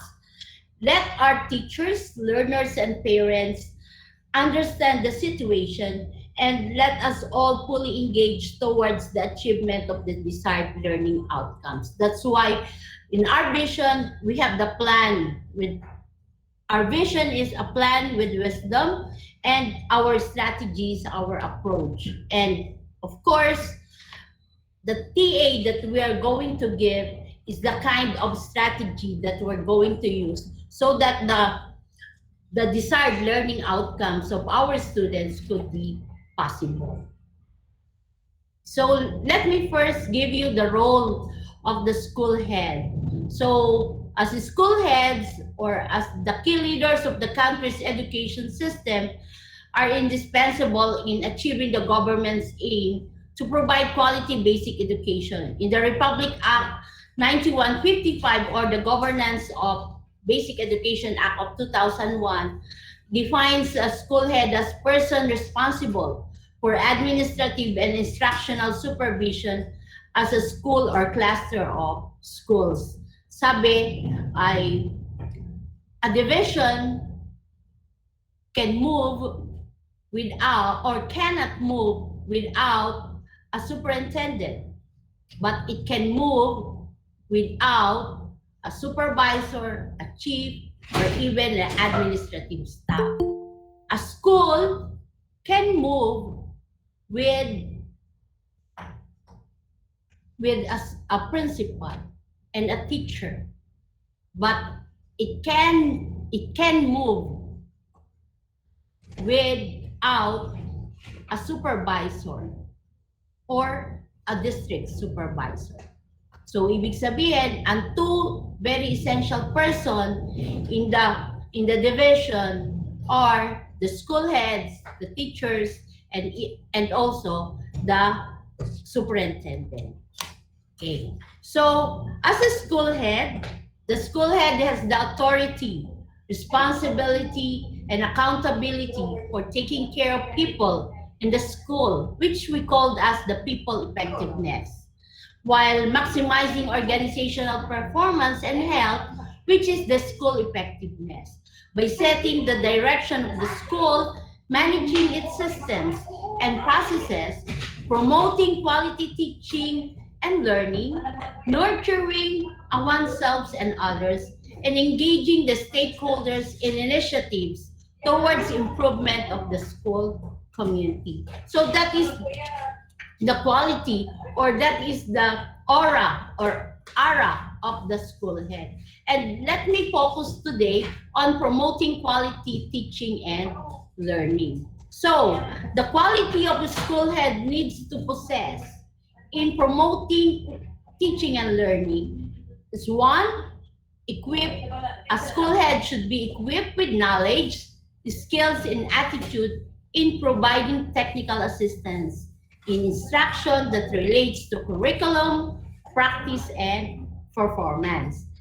Number two, can create a learner-centered environment that ensures access to inclusive, excellent, relevant, and liberating education.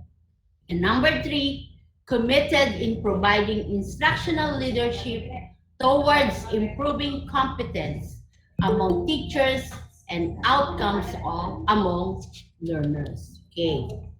So as a school head, our focus is on developing quality instruction, developing a strong school culture, and ensuring job-embedded professional development for school personnel. So that is the principle, one principle of being a school head. Okay, so why do we have to provide TA? Okay, because we have to provide technical assistance because we monitor and we evaluate. And monitoring and evaluation cuts across in all the processes, whether it is an admin, management, or even in the supervision or instructional supervision. That's why technical assistance often varies. A common feature is the transfer of information and tools from one entity to another in order to address an identified need for change. That's why we can say that technical assistance is a kind of coaching, IT, guiding, and empowering. And the focus of these three things, which is coaching, guiding, and empowering, is the education management, provision of access, quality, and relevance, then provision and improvement of management aspects of services. Okay, so we can also say that technical assistance is the appropriate, relevant, and timely professional support or interventions to districts, schools, teachers based on identified development opportunities. Why I say districts? Because as education program supervisors, we focus on districts and schools. The district supervisors focus on schools. And as a school heads, you focus on the teachers. Okay. We provide TA for districts and schools. The district supervisors provide TA for the school heads, and the school heads provide TA for the teachers. Okay, so TA is a kind of process. Why process? Because we have steps, no, to follow. We have series of steps to follow in order to give TA. We have tools. We use monitoring and evaluation tools, and based on those monitoring and evaluation tools, we can provide TA. Okay? We have the skills also, the facilitation skills. That's why the communication skills of an instructional leader or instructional manager is very vital in giving technical assistance. Hindi naman po pwede na tayo magtititigan lang, especially now that we are on the new normal. Pagka ikaw ay nag-video conference with your teacher at nagtitigang kayo, parang mahirap lang yon, di ba? So, we have to have that communication skills also. We have that kind of AI, di ba? So, appreciative inquiry skills. And we have goals. Bakit kailangan nating magbigay ng TA?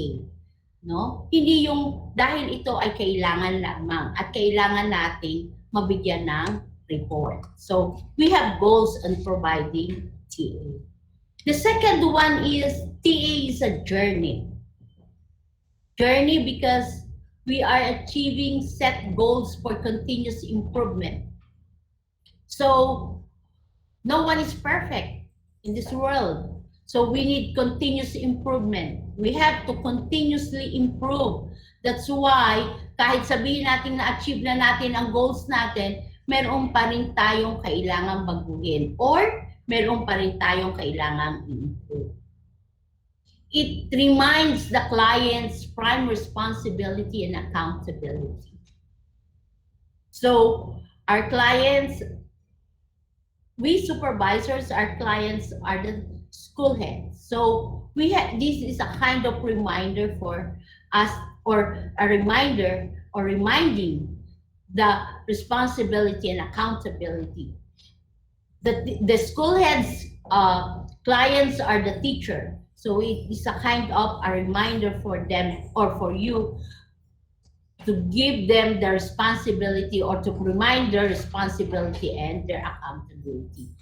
It provides alternatives. So we have to give them alternatives. We have to give them options, no?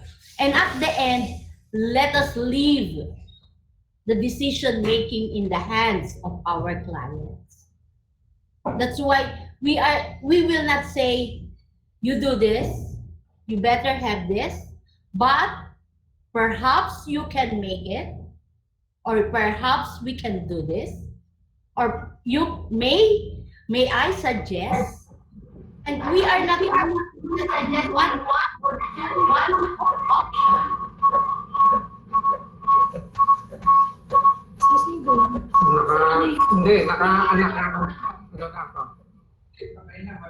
Okay.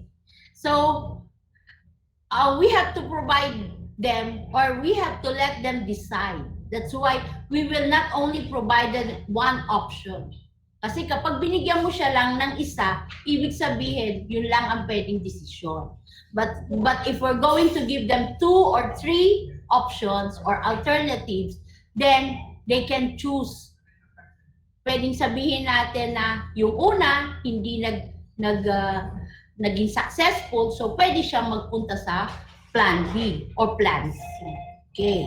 So, when we say technical assistance, it is a process of developing creative, cost-effective ways to provide targeted support.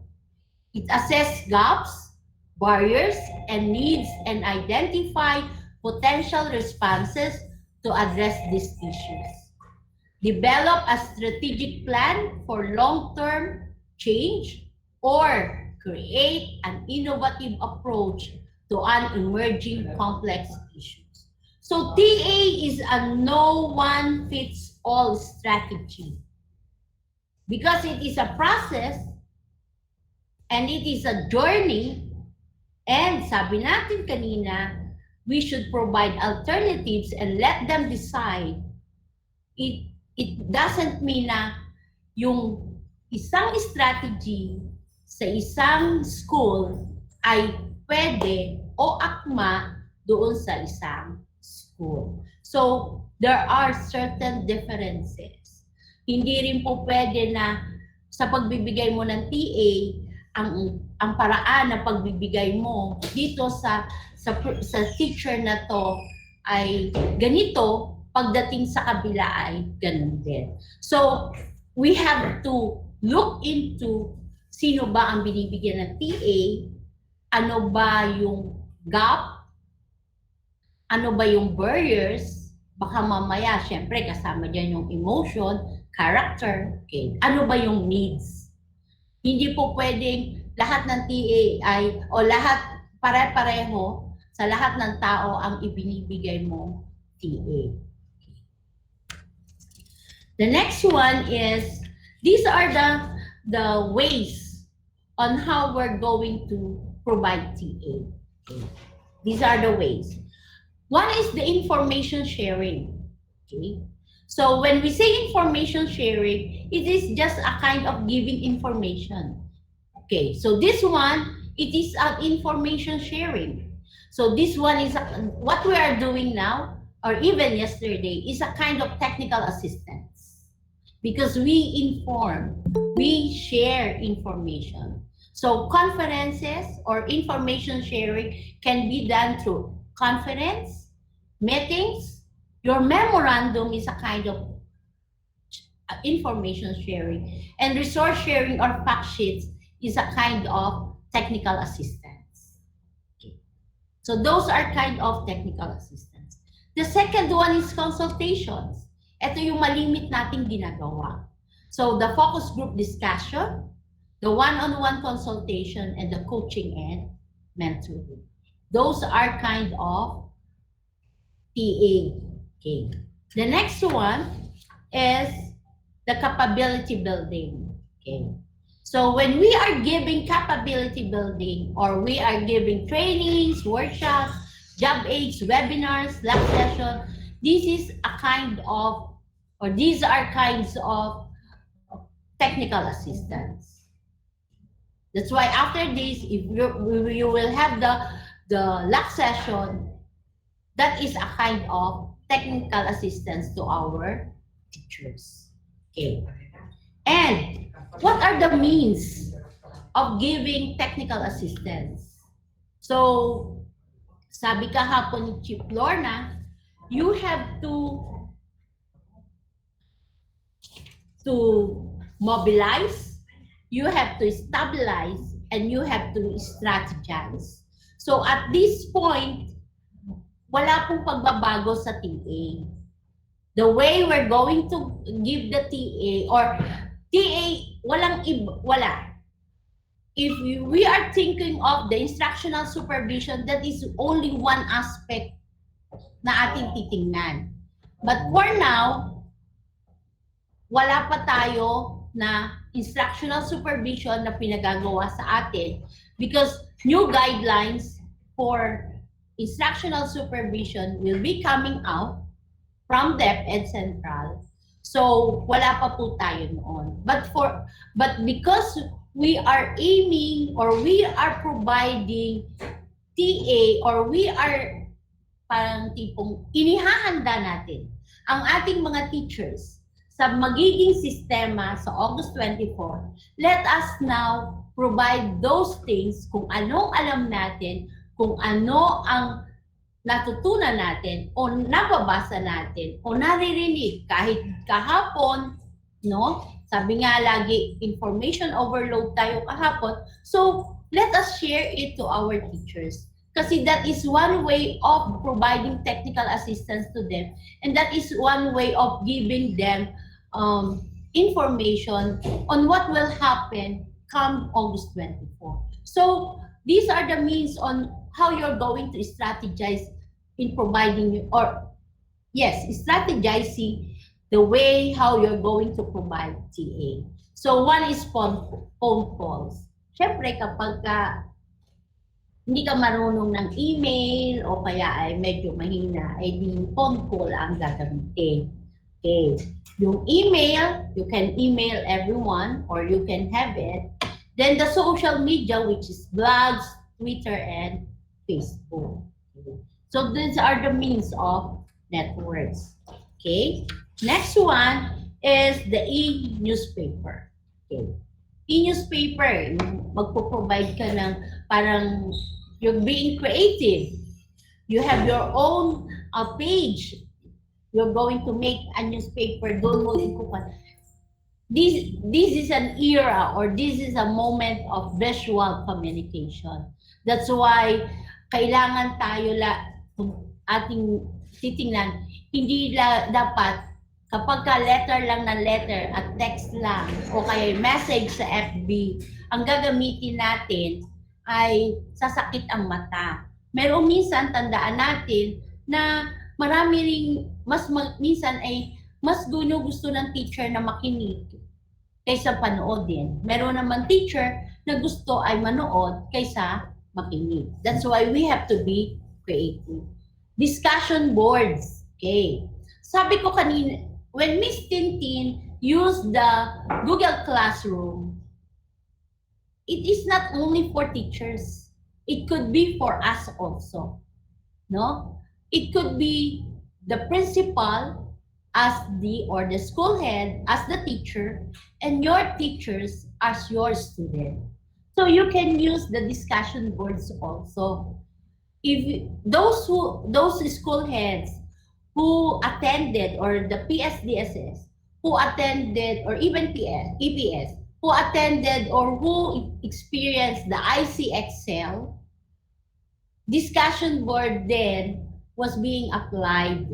Yung magpo-post ng topic, si tutor or si principal or even si PSDS, then magko-comment ang kanyang teacher or magko-comment ang school heads. Okay. So those are discussion boards na tinatawag. So when we say discussion boards, it allows one individual to post a comment or question online. Then other individuals who are members of the same discussion board may read that comment or question and respond with their own remarks over time. This is an excellent means for connecting individuals with both kinds of expertise or from peers in the community engaging in the same setup.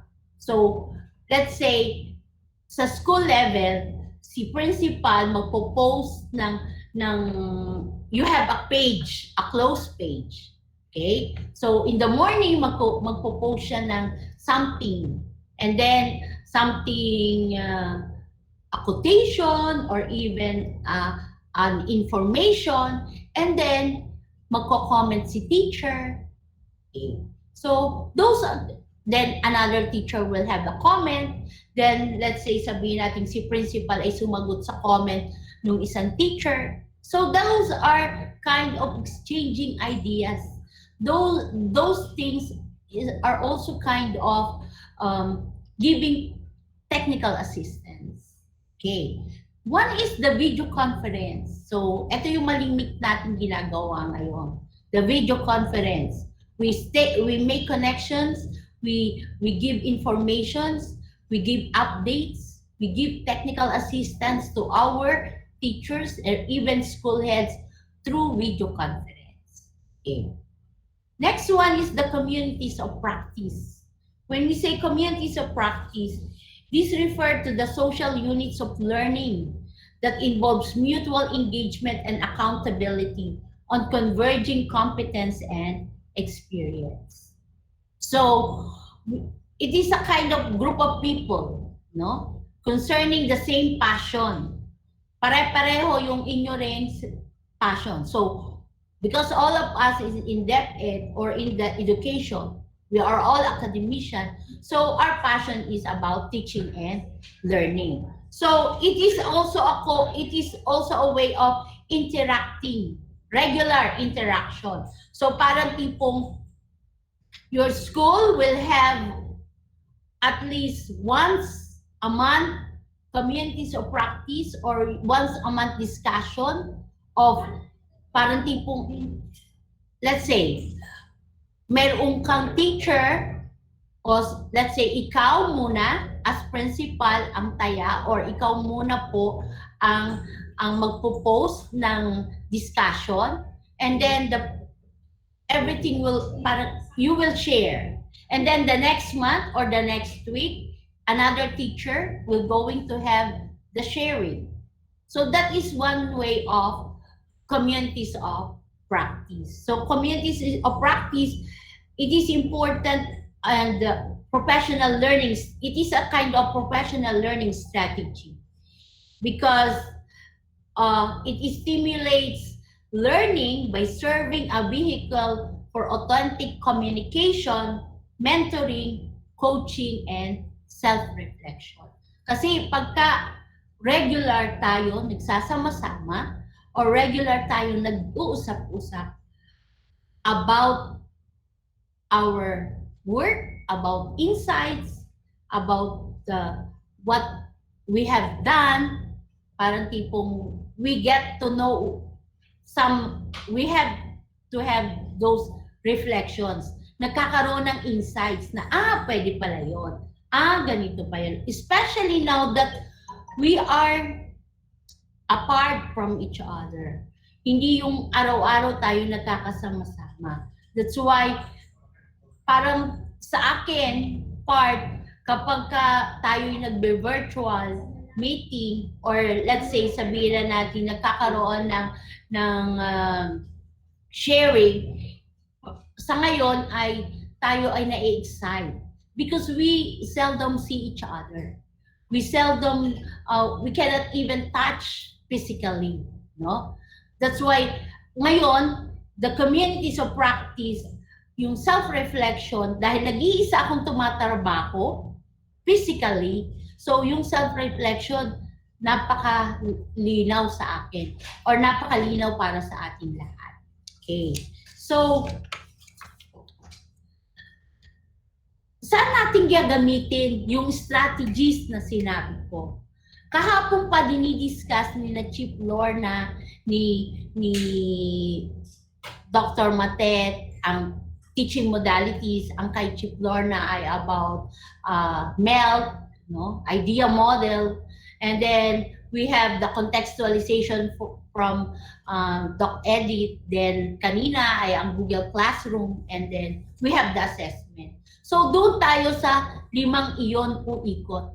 As school head, in providing technical assistance to our teachers, first is let us assist our teachers in the review, contextualization, and implementation of learning standards to make the curriculum relevant for learners. Hindi laging ang sinasabi nating TA ay through classroom observation. We have so many things na pwede nating i-focus ang provision natin ng technical assistance. We have to provide assistance to our teachers in the review of their contextualized materials, on the review of in their instructional materials. Akma ba yung instructional materials na gagamitin? Tama ba ang na-print niya? Okay. In the implementation of the learning standards, no? Okay. So those are the technical one factor wherein we can provide technical assistance. The second one is we have to provide technical assistance to teachers on the teaching standards and pedagogies within and across learning areas to improve their teaching practice. Especially now, the teachers are we are on the new normal environment. This is not the usual thing we are doing. This is the first time we're going to do the online modular approach.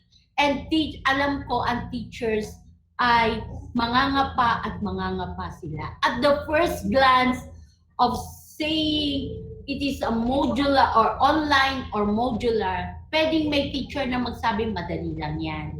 Pero meron teacher na mahirap lang yan. That's why tayo po, school heads, PSDSS and EPSS, we are the motivators. We should be 3 or 5 steps ahead of our teachers.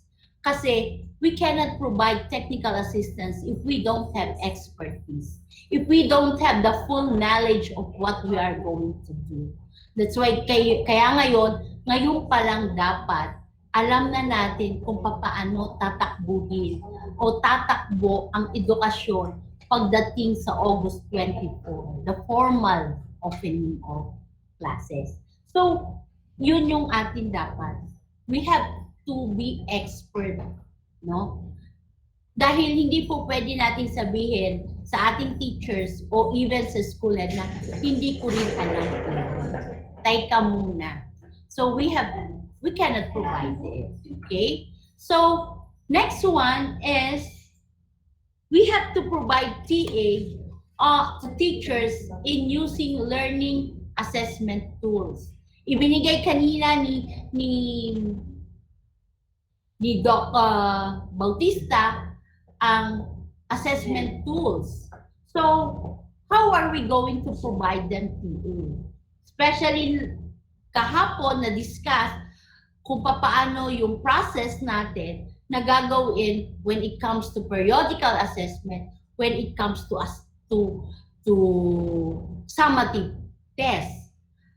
Then also, kahapon na-discuss din kung ano yung authentic assessment.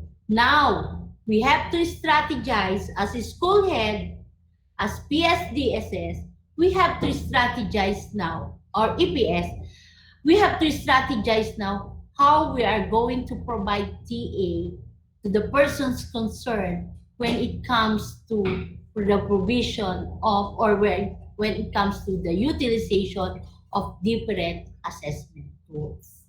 Okay. We cannot say na this is the assessment tool we're going to use. This is how we're going to craft the assessment tools. Kasi wala namang pagbabago sa DepEd orders or sa guidelines or policies ni DepEd when it comes to assessment. Wala pa. Pero we have to know the strategy on how we're going to provide them TA. Okay?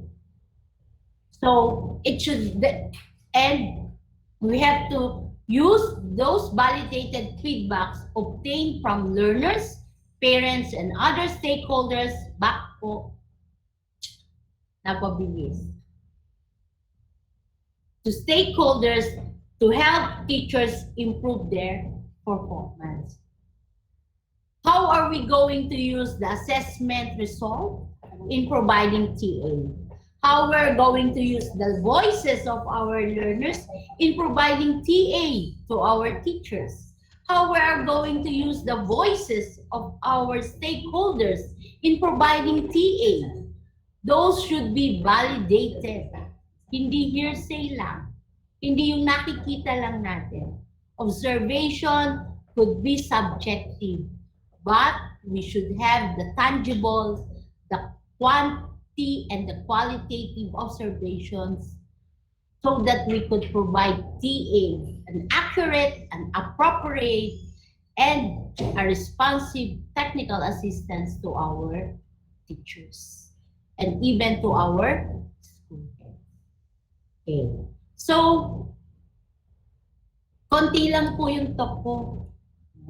Kasi wala namang pagbabago. Ang sabi nga lang natin lagi, we have to strategize. And the strategy will be coming from us. Kaya ngayon pa lang po, dapat we have to think, alin ba yung, papaano ba, sa totoo lang ako, nagpapalakas na ng loob para makagawa ng video, para makapag-provide ng technical assistance. Okay? So, every one of us, hindi po pwedeng sabihin lagi na we are on phone calls. Okay? Hindi po pwede nating sabihin na we are on messenger. Dapat ay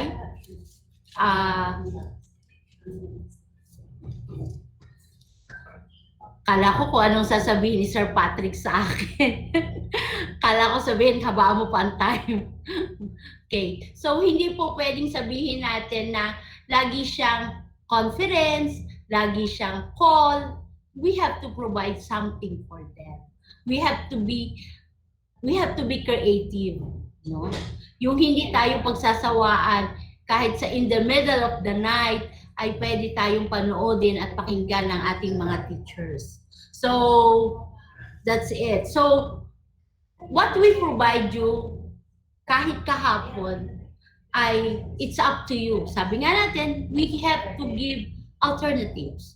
We have to give options. So, if you're going to see the picture, so what we have, what we just give, or the little things we give, are just a few of the things na pwedeng magawa.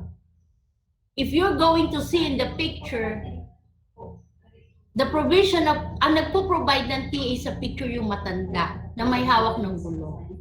Na sa pagkakaalam niya, ito ang dapat, o ito yung po pwede ninyong maging options. But, pwede nating sabihin na no thanks, we can go on. Or we are just busy to have that kind of option. So it's up to you, school heads.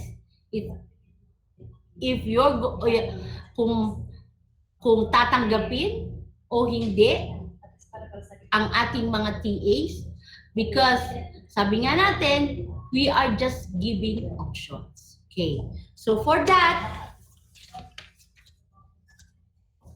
flat is the new growth today. Every business needs to ensure it survives first before it can thrive. Kailangan ma-ensure natin sa ating mga teachers, and we have to ensure to all school heads that we should survive first before we can thrive, or before tayo magpakadami. Because this is a beginning of a new beginning. So, hindi ito katulad dati na we have to prosper or we have to multiply. Hindi po pwedeng sabihin natin go on and multiply.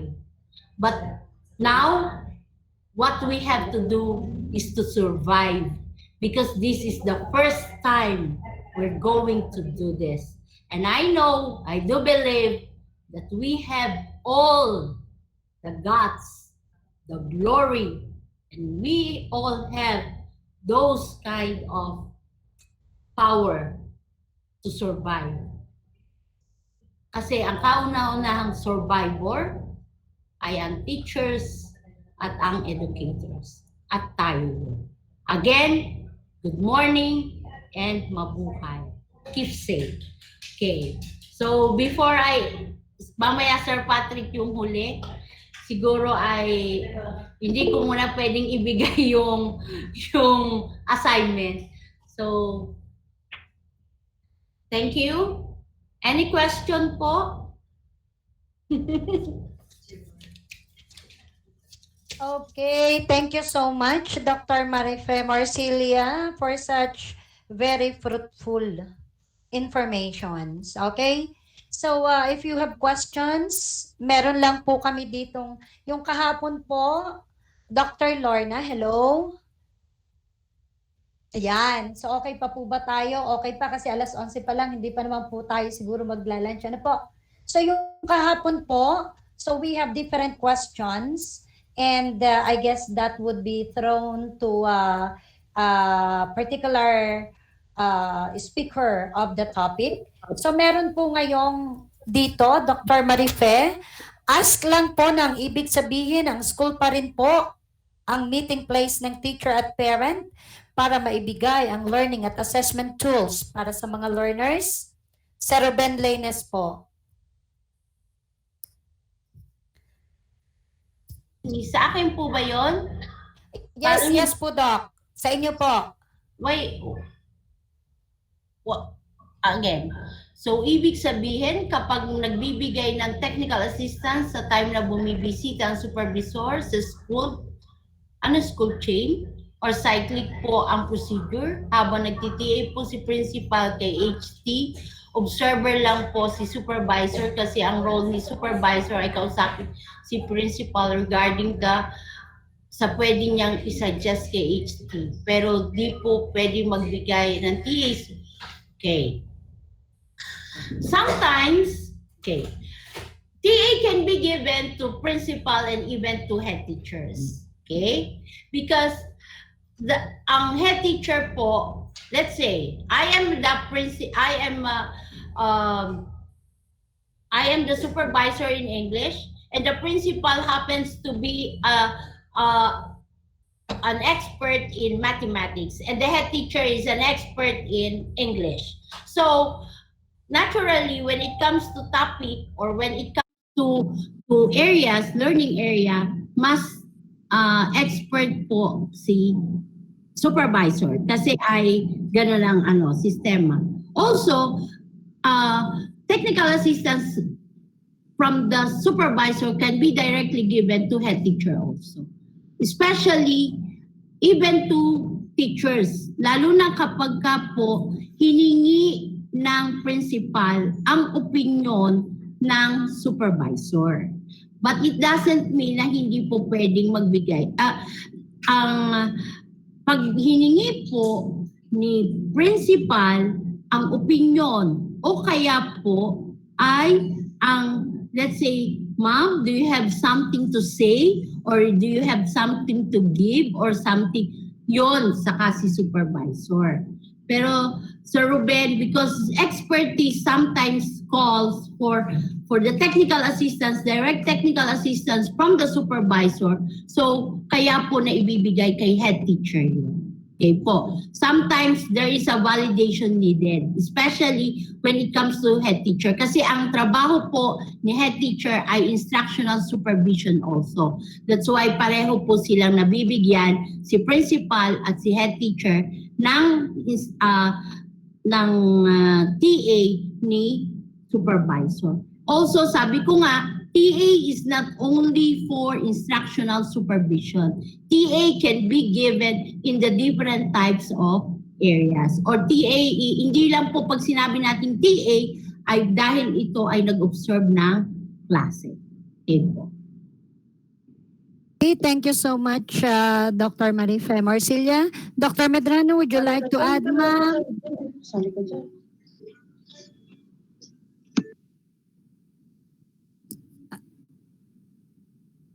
Dr. Lorna, wala ka pong mic. Paki-on po ng mic nyo. Ayan, okay na po.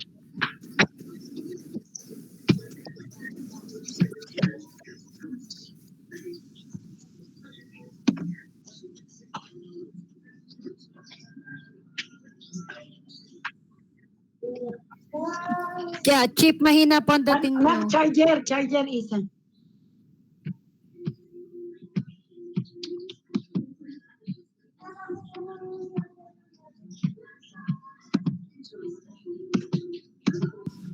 Okay na po.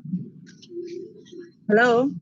Doc, okay na po. Okay na po, Doc. Okay na po. So, tama naman si Dr. Peng when she said that that technical assistance does not mainly depend on classroom observation. Tama po yun, mga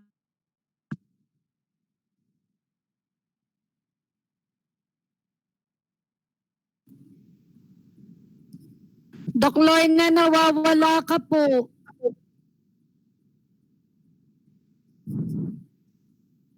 Doc Lorna, wala pong sound. Wait lang, lilipat si sa akin. Okay, sige po. Thank you so much po. Sorry. Lilipat lang po si Doc Lorna sa akin. Chief, dito ka na po. Sa office na daw.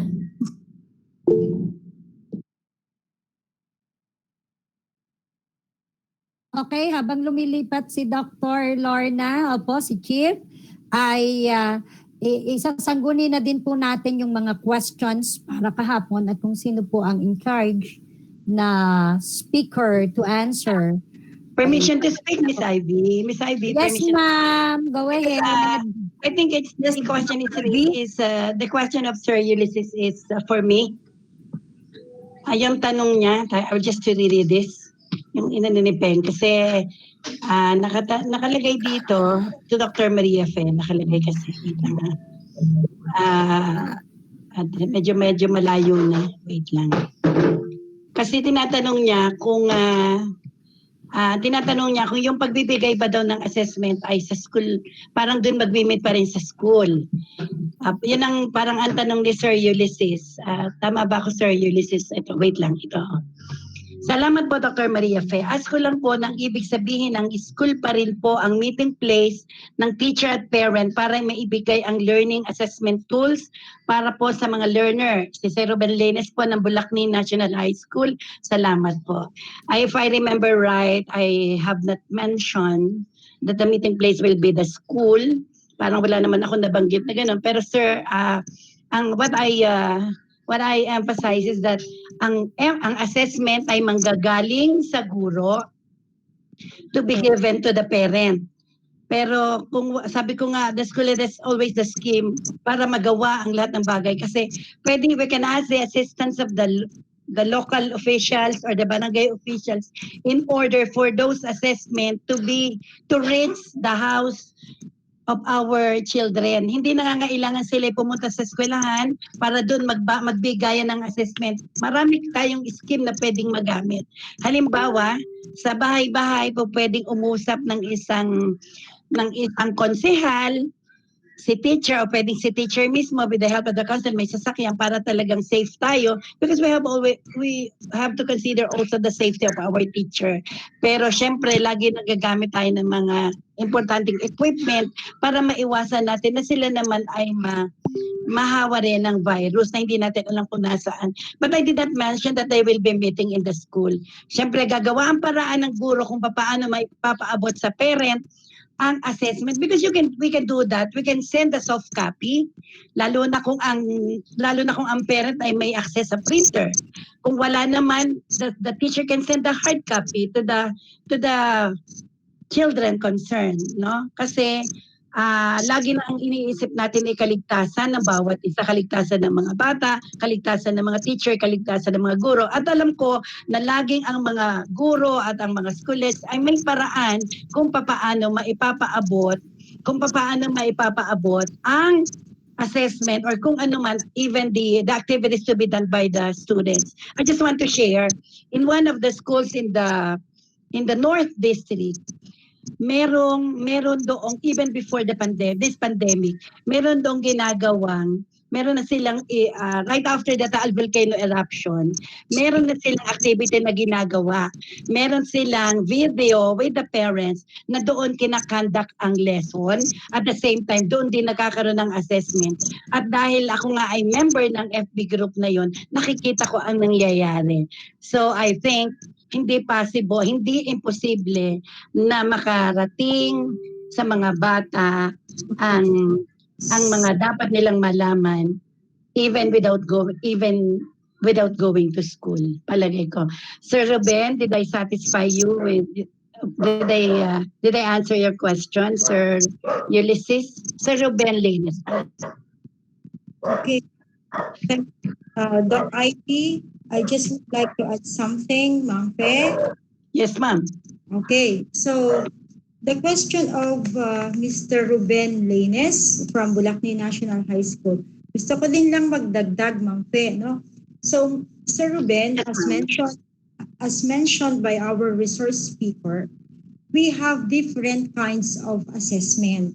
So if you are talking about the quarterly assessment, yun pong part ng summative assessment, kahapon sinabi ng ating superintendent na pwede naman itong ipadala sa bahay ng ating mga learners, provided that it should be returned sa hapon. Kaya yun po yung sinasabi na hindi pwedeng patulugin yung mga test papers or test materials sa bahay ng ating mga learners. Now, siguro ang tanong is, paano ang distribution ng lahat ng ito?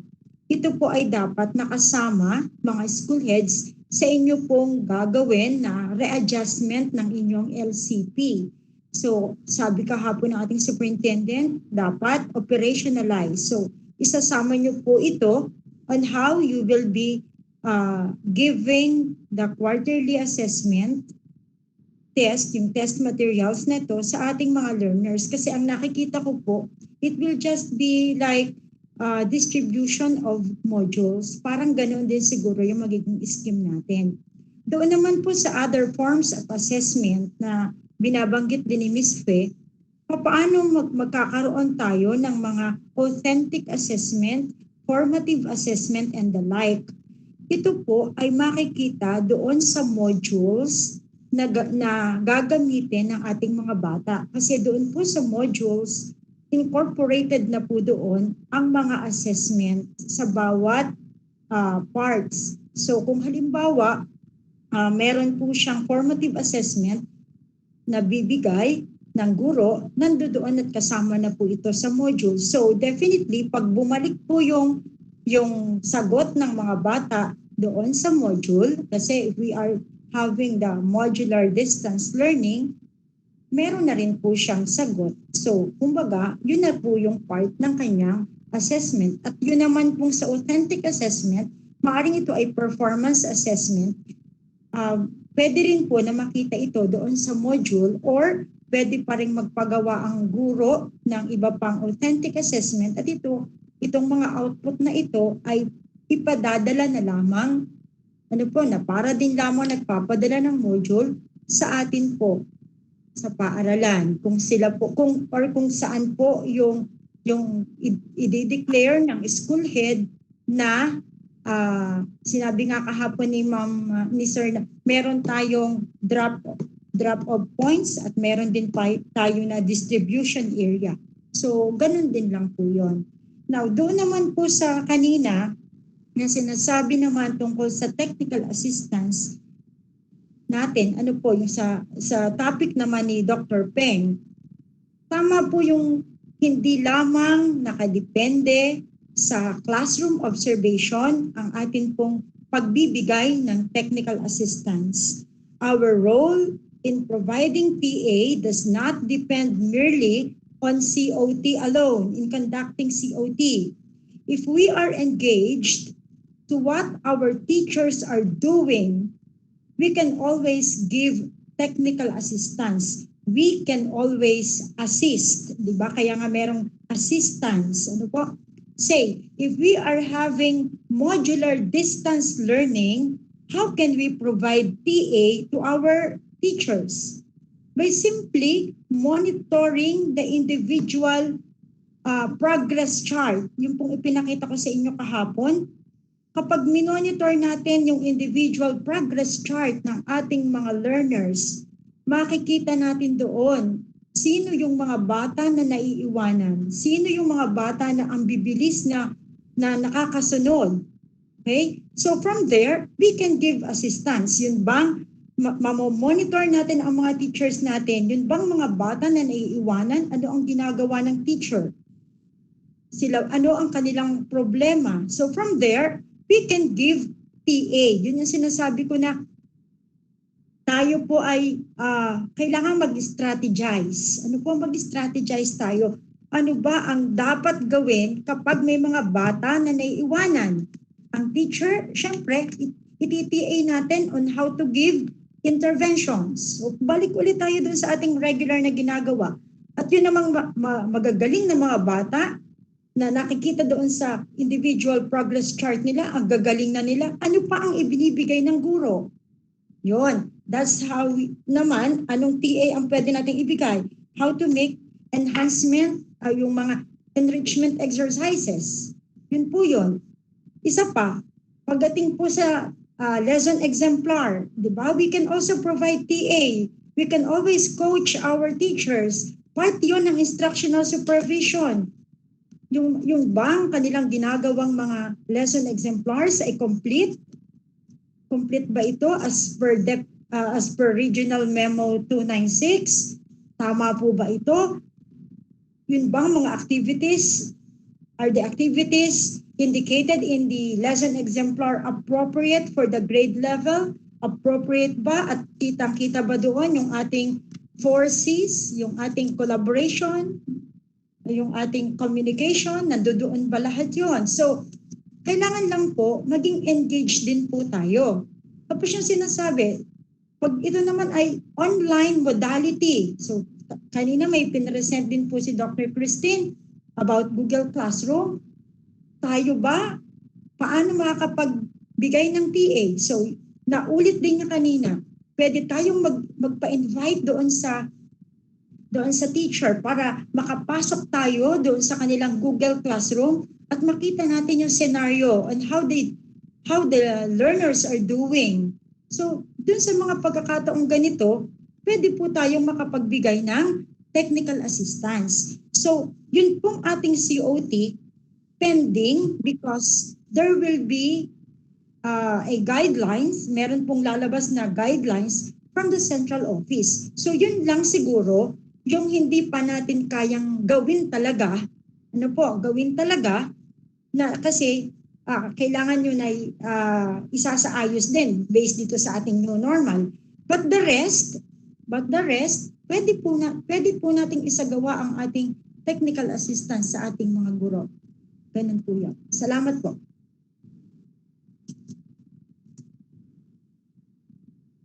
May questions pa po ba?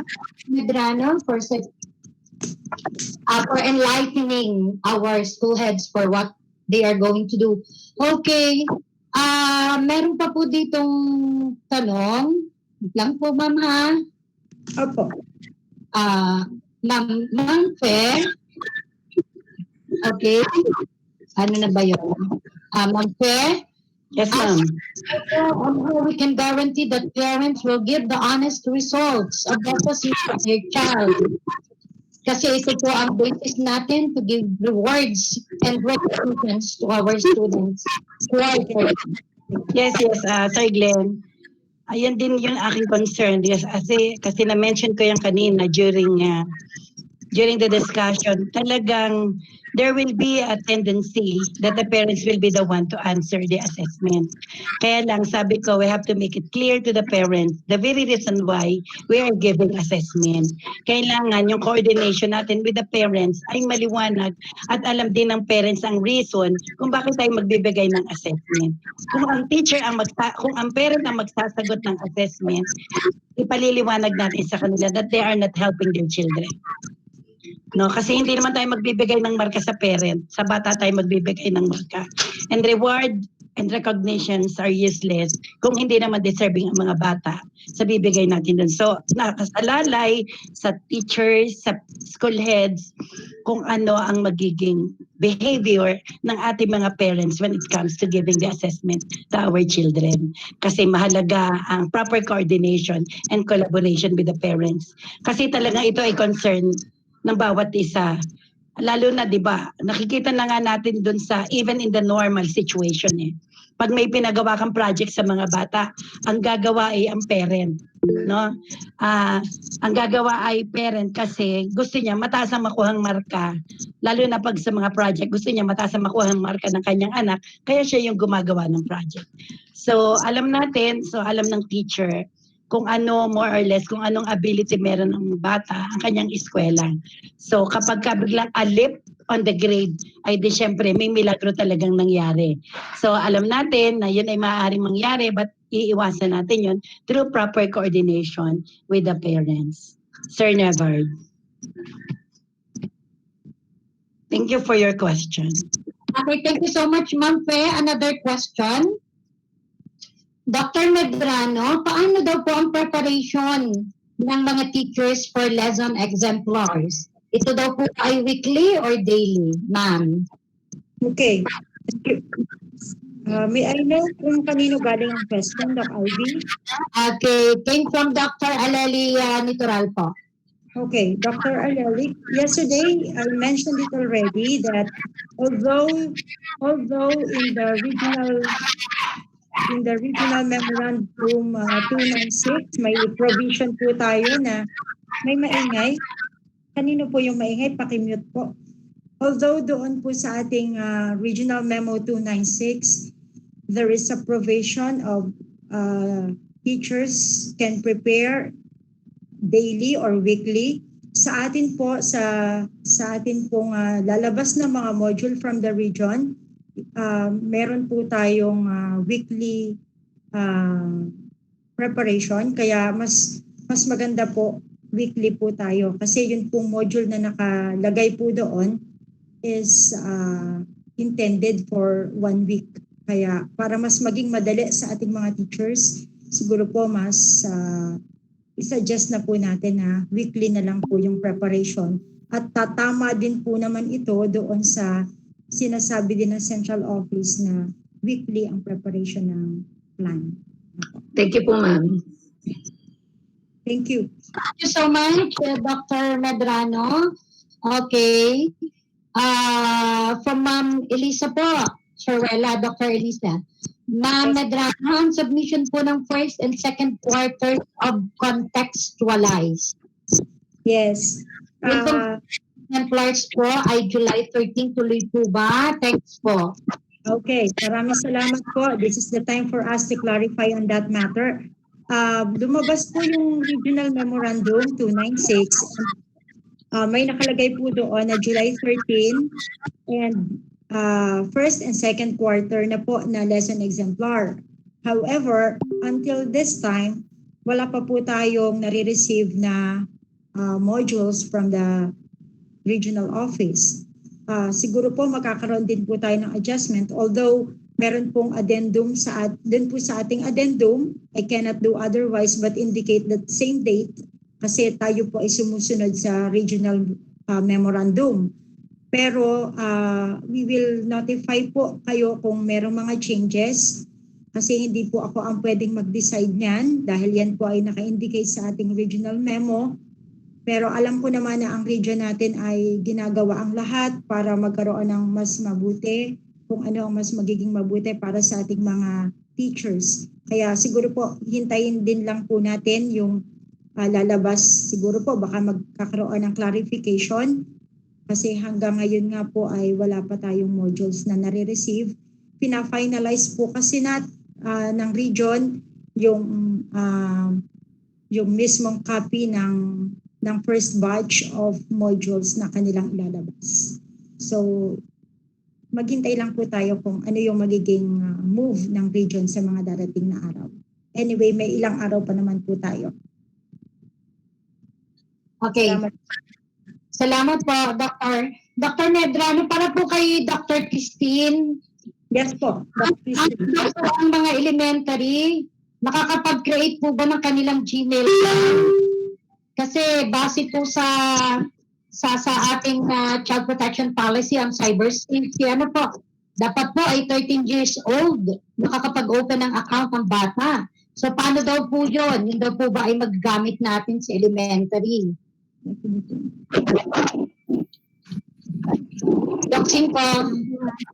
Yes po, wait lang. Ang mic ko po ay hindi nakaka-on. Ayan, hello po. Okay na po? Yes. Actually po, yun pong pwede naman po silang with the assistance of the parents po. Pwede naman po yun. Ano po, especially po pag key stage 1 and 2. Sa key stage 3 and 4 po, pwede naman na po yun basta with the assistance of the, especially po sa key stage 1 and 2. Pero katulad po yung sa akin pong anak po, nagawan ko po siya ng Gmail niya. Ano po, pero ina-assist ko pa rin po siya. Kasi especially po, nasa new normal po tayo. So, kailangan natin ng technology. Ano po? Yes po. Sir June? Yes, sir. Yung po, Yes po, Dr. June.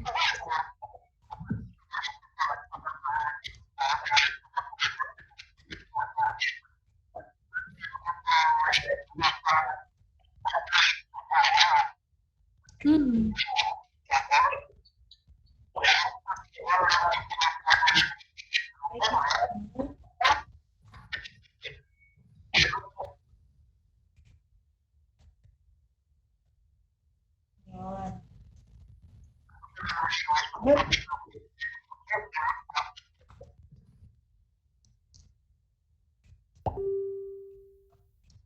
Opo.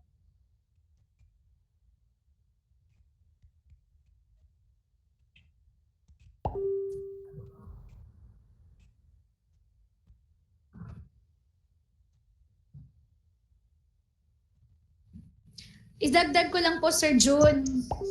Actually po, sa iba pong division offices, yun katulad po sinabi ng Sir June, ay may domain nga po. So ibig sabihin po, tayo, yung sa mismong division po natin, ang gagawa ng mga Gmail account po ng mga estudyante. Parang ganun po. Sa iba pong mga division offices, meron na po ganun.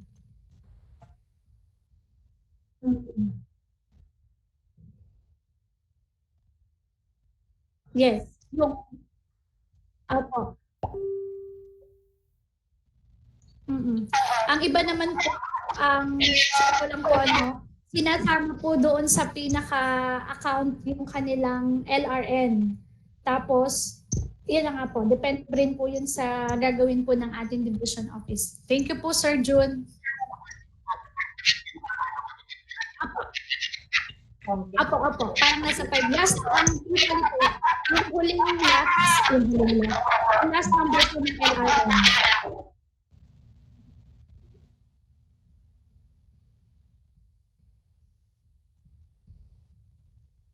Thank you so much, Sir Patrick, for that information. Thank you, Doc Christine. Okay, I hope nasagot po. Ma'am Lorna, ito po ay kahapon pa na tanong na Sergio. Kasi nagkabaliktad daw po ang practical research 2 and research 1. Para po ata ito. Sila daw po ba ay susunod na kailangan muna ang practical research 2 bago ang practical research 1? Yun po ang tanong ng Sergio kahapon. Mahina po ang audio. Ano po yung last question po? Ma'am, yung practical research 2 daw po ay nasa curriculum, parang nasa subject na pang-person. At ang practical research 1 daw po ay nasa second sem. Are they going to follow daw po the same po ba, ma'am? Wala po tayong babaguhin sa schedule ng ating pong senior high school. Hello? Maingay po. May maingay po, Sir June. Hindi ko marinig.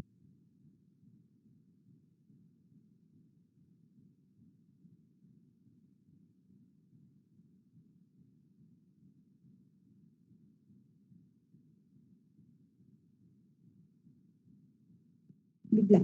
Okay, wala po tayong babaguhin sa schedule ng ating senior high school. Yun pa rin po. Kung ano po yung dati natin before the new normal, yun pa rin po ang ating gagawin ng schedule ng offering ng subjects.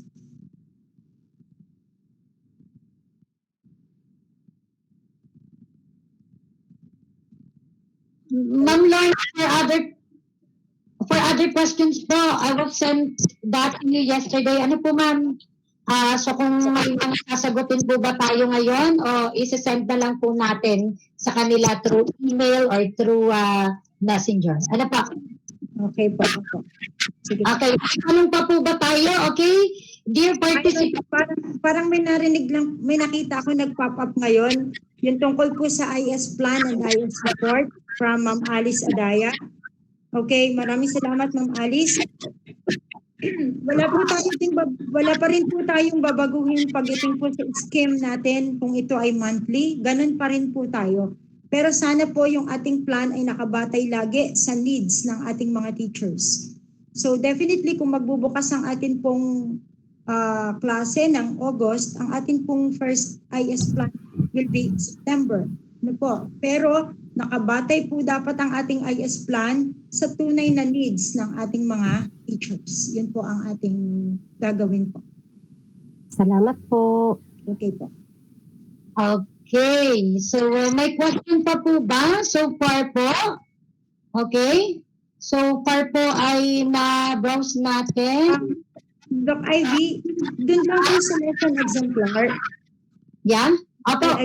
I failed to mention, yun po, pero ito po naman through the PSDSS, nasabi ko na rin po sa kanila, through the PSDSS, I just want to make it sure and clear na yun pong ating mga teachers para naman hindi po sila mahirapan, especially na mayroon nga tayong ibibit na deadline o July 13 kung matutuloy. Ang akin pong payo sa ating mga schools, lalo na yung maliliit na schools natin, mag-clustering na po sila. Like for example, itong school na maliit na ito, combine sila sa another schools na maliliit. And then sila, ang mga teachers po ay makapaghati-hati ng subjects na pwedeng gawa ng exemplar. Kasi kawawa naman yung ating mga teachers, halimbawa, isa lang po yung section, pagkatapos ay kanya lahat gagawa ng lesson exemplar ang lahat ng 8 subjects sa buong quarter agad or sa 2 quarters agad. Medyo mabigat naman ito sa kanila ngayong panahong ito. Ano po? So, tayo po ang ating suggestion ay ang ating mga teachers, mga school heads na magkakalapit, and then bigyan po natin ng assigned na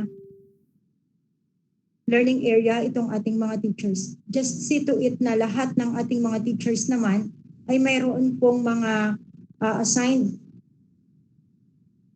learning area. And then sisiguraduhin lang ng ating mga school heads na ito po ay mag-check ng ating mga school heads para naman po kapalitan na sila para makabuo sila ng isang complete set for the grade level. Halimbawa, maayos naman po ang gagamitin ng ating mga teachers. So yun lang po. Doon ko po ibinabatay yung magiging compliance report ng ating mga school head. Di po ba ang mga school heads natin, as per regional memo, kayo po ay magsasubmit ng compliance report sa SDO, and then ang ating division ay magsasubmit naman ng compliance report sa region sa July 19 kung hindi mababago ang date. So ang akin lamang pong pakiusap, mga kasama, tayo po ay mag-clustering of subjects, hati-hati ang mga teachers para hindi sila mabigatan, and then sana po mag-checkan ng ating mga school heads, mag-checkan ng ating mga master teachers po na makakatulong natin at saka ng mga head teachers. Kaya nga po ang pakiusap po, ito pong ating ginawang itong training, sana po ay mai-roll out natin, maibababa po natin agad sa ating mga teachers. Kasi kawawa naman ang mga teachers kung sila ay gagawa ng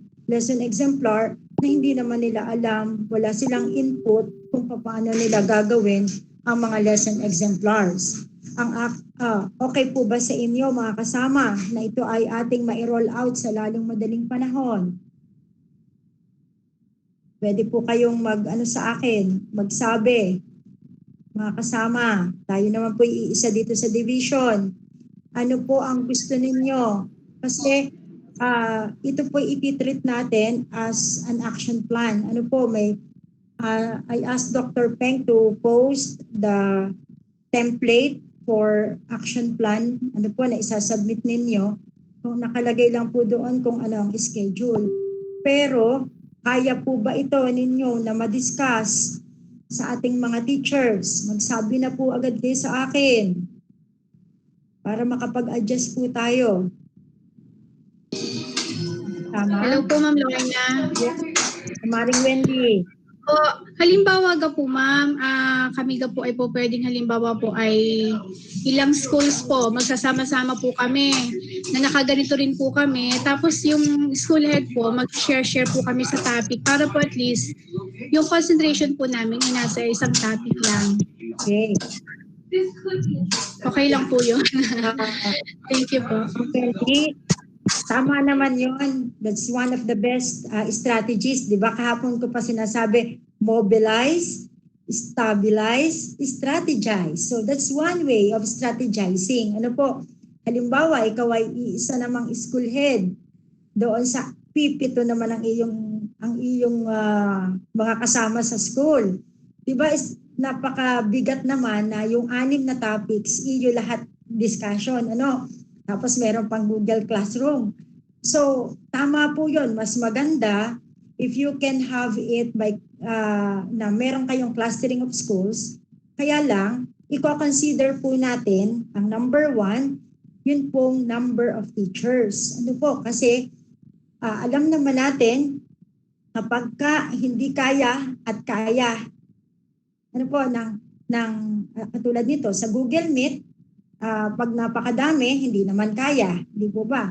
So siguro, ang pwede natin gawin, magsama-sama yung maliliit na school, o isang malaki, isang maliit, o kaya 3 maliliit na schools. Ganun po. Para naman, hindi talaga mahirapan ang ating mga school heads sa pagde-deliver po ng topic. So maganda rin po ito. And then, ang amin lamang po dun sa action plan, paki-indicate po ninyo yung oras mismo, no, dun sa mismong schedule nyo, yung bukod sa date, nakalagay din po yung oras kasi kami po ay papasok doon para tingnan po kung ano yung nangyayari doon sa inyong pa-training. That's one way of monitoring. I will be asking the PSDSs and the supervisors po na maki-join sa inyo doon sa inyong gagawin para naman po kita din namin ano pa ang kailangan naming iplano para sa mga darating na araw. Ano po, kung ano pa yung kailangan namin kulang kasi yun ay depende na dun sa mga magiging tanong sa inyo ng mga school heads, ng mga teachers. Para naman kami din po, makakapagplano pa kami, ano pa ba ang kulang? Ano pa ba ang gusto ng mga guro? So, kami po ay i-invite nyo, bibigyan nyo kami ng link, ano po, doon sa, kung ganun ang plano ng iba. Ang iba po ba, gusto din po ng ganun o gusto niya solo? Hello ma'am, Ma'am Lorna. Opo. Ma'am, ang ako po ay okay lang naman po iyon. Sa akin pong case ma'am, nakikita ko po na po pwede po akong humingi ng tulong sa akin pong ICT sa school. Kasi ma'am, mas kagaya po doon sa Google Classroom ma'am, na sila naman po ay naka-attend during the days ng ECQ. Nagkaroon po sila ng maraming meeting sa, may mga output pa nga po sila. So para ma'am sa tingin ko, mas makakatulong po ang ICT natin pagdating doon sa topic po ni Ma'am Tin. Gawa ma'am ng yung sa mga Google Classroom po. So yun ma'am, ang ihihingi ko rin po, ilalagay ko naman po sa plan kung kailan siya papasok para lang po sa mga practical para ang teachers po ay maka-hands-on. Mas maganda yun po yun. Tama rin naman po yun. Kung sino na yung may expertise Yun po ang ating gagamitin. Makakatulong po sila. Pero pagdating po doon sa other topics, mga kasama, except doon sa Google Classroom, ang pakiusap ko po, huwag nating bibigyan ng topic, yun pong mga wala sa atin ngayon as attendance. Ano po? Yung mga hindi po naka-attend dito sa ating seminar, sa ating webinar na ito, hindi po natin sila bibigyan ng topic, except doon sa Google Classroom na under pa rin po ng supervision ng umattend, kung sino man. Halimbawa, if it is Dr. Lizelle na ma-assign sa Google Classroom at gusto niyang gamitin ng ICT, syempre, ang mag-o-open ng Google Classroom ay si Dr. Lizelle. And then, yung time na papasok yung IT, napakaganda po ng parang sila ay magiging magka-partner. Maganda po yun. Yes. Pero, Yes, ma'am. Yun na po. Halimbawa po, isang topic on lesson exemplar, ini-assign natin sa master teacher, halimbawa, tapos wala naman po dito, hindi naman siya naka-attend. Sana po let us avoid that. Huwag na natin kung gagawin yung gano'n. Basta this training will be exclusive. Yung cascading ng training natin will be exclusive for those who attended the training. Yun po. Yes, ma'am. Opo. Salamat po, ma'am. Okay po. So kung halimbawa po, clustering kayo, clustering of schools, isa na lamang pong action plan ang inyong isasubmit, and then kung kayo po ay tatlo po kayong nakapirma. Paki-indicate nyo lamang po yung school at saka po yung number of teachers who will attend per school doon po sa ating action plan. Para po malinaw na dito halimbawa, Senator Claro, ilang teachers po ang attend. Tapos kunyari, hypothetical na umattend sa kanya ang Kayumanggi. So sila halimbawa, silang dalawa ang magka-partner. So parehas pong ilalagay doon. Yung Kayumanggi, but then you will be submitting only one action plan at parehas na lang na nakapirma po ang school fees para po makita natin na talagang kayo ay magkasama. Dr. Lorna, hello po. Since sila po ay magko-conduct ng webinar, are we not going to require them to submit at least the proposal for the webinar, ma'am? Kasi may train na naman tayo para at least ma-recognize po yung certificates? Sige po. Yun po ay sa part ng HRTD. Mas maganda po yan. Doc, I iniisip ko, will it be a proposal or will it be a lock session? The same thing lang naman po. Kung lock session po, Doctor, ay proposal din lang po ang hihingi namin because we have already the training design. Apo, naka-anchor sa division. Kaya, suppose ang ilan ng attendees nila. Kasi, Dr., sa amin din po magmumula ang certificates. Okay. Sige po. If that is the case, Doc Ivy, we will no longer be providing the template for action plan. We will just be following the template for the training proposal. Apo, training proposal. So wala na po tayong action plan template na marireceive. Instead, you will use the old template, training proposal template. Apo, tapos kung sino din po ng mga school head na magko-conduct, ay di peperma po lahat. So, ibig sabihin ng Doc Ivy, sama-sama na rin sila. Opo, ma'am. We just would like to clarify. If I am not mistaken, ma'am, ang webinar, lalo na sa Google Meet, is just accommodating 250 participants. So, halimbawa, Doc Ivy, kung sila ay tatlo na magkakasamang maliliit na school, isa lamang na training proposal ang kanilang ipiprepare. Tama po ba? Yes po, ma'am. Kaya lang po, nakaporma po lahat ang school heads. Ano po, ma'am? Firma lahat sila. Para less na po tayo ng gagawin. Ano po, magtulong-tulong na lang ang school head sa pag-prepare ng training proposal para mabilis. Ano po? Okay po ba? Mga kasama? Okay, Ma'am Lorna, do you have any parting words to close this webinar? Apo nga.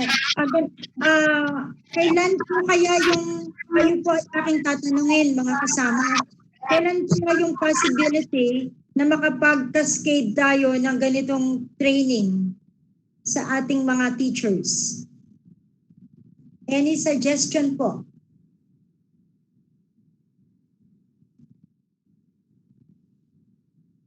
Hello po. I am open to your suggestion of the possible schedule. Doc, good morning po Ma'am Lorna. Yes po. Good morning po. Yes po, good morning Ma'am Nora. Yes ma'am. Kasi po ma'am, parang July o June ay medyo overlapping po kami ma'am. Gawa ng may AIP, meron pang CLP. Paano po kaya ma'am iyon? Tapos nag-check pa rin po kami ng mga assistants po namin sa CLM ng mga writers po namin. Okay, so you are involved in the evaluation of learning materials po. Okay, salamat po. Yes, ma'am. Kaya po ang tanong ko po sa inyo,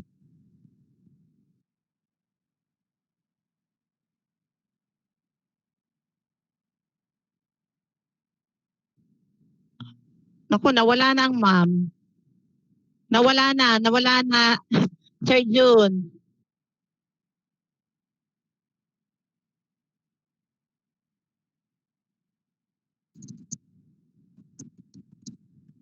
Apo. Ayun. Apo, pasensya na po, nagbiglang nawala yung aking ano.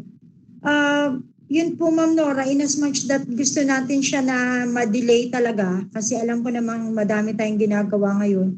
Pero siguro po ay inyo din pong i-schedule siya, kasi hindi naman po ito isang arawan lang, isang araw, di po ba? In your isang schedule yung maghapon, hindi naman siya maghapon, kundi oras din lang. Ano po? So sana mai-prioritize din po ninyo na makapagkanda kayo ng kahit pa dala-dalawang oras po sa isang araw. Kung hindi man nyo makaya po ng ganito, at least po na i-schedule po natin. Kasi ang teachers natin, baka po biglang makapagbaba ng module, ano po ang gagamitin nila? Paano po sila? Yun po ang ayaw nating mangyari. Ma'am Lawrence. Yes po. Ma'am, yun po ang ma'am, ito po ba ma'am ay bago kami makapag-roll out, syempre ma'am ay kailangan pa po ba ma'am na ma-approve muna ang aming proposal? Yun po ang sinasabi lagi ni na Doc Ivy sa HRTD.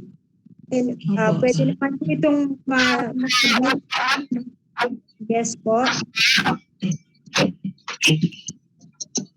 Doc Ivy.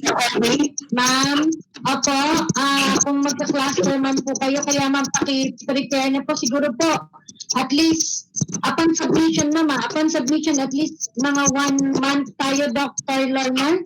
Kaya po nating aprobahan yun kahit 3 weeks po. Naman po, opo. Doc Ivy, we cannot delay cascading. Kasi bababa na po yung modules.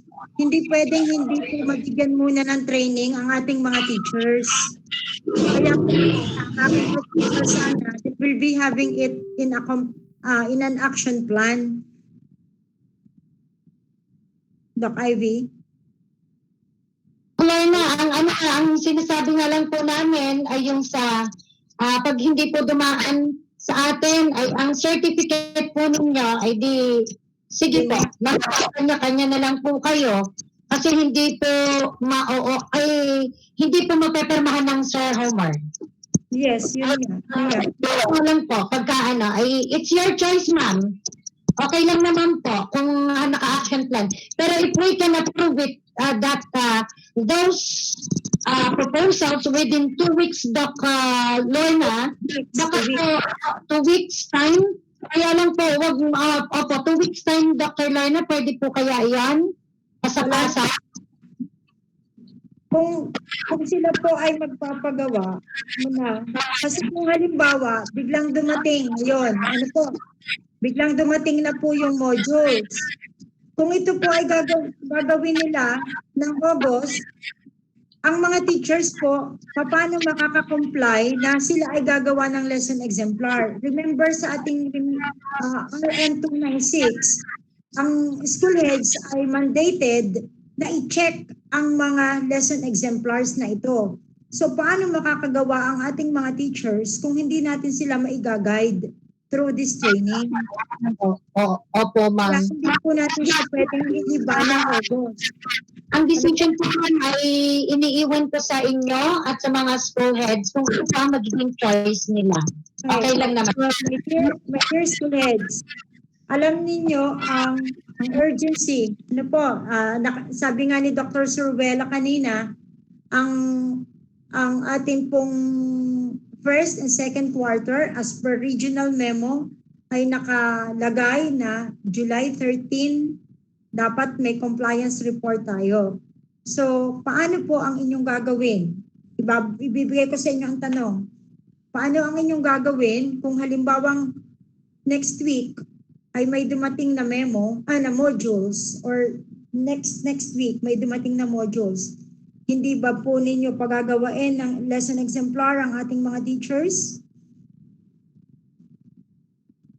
Mga kasama.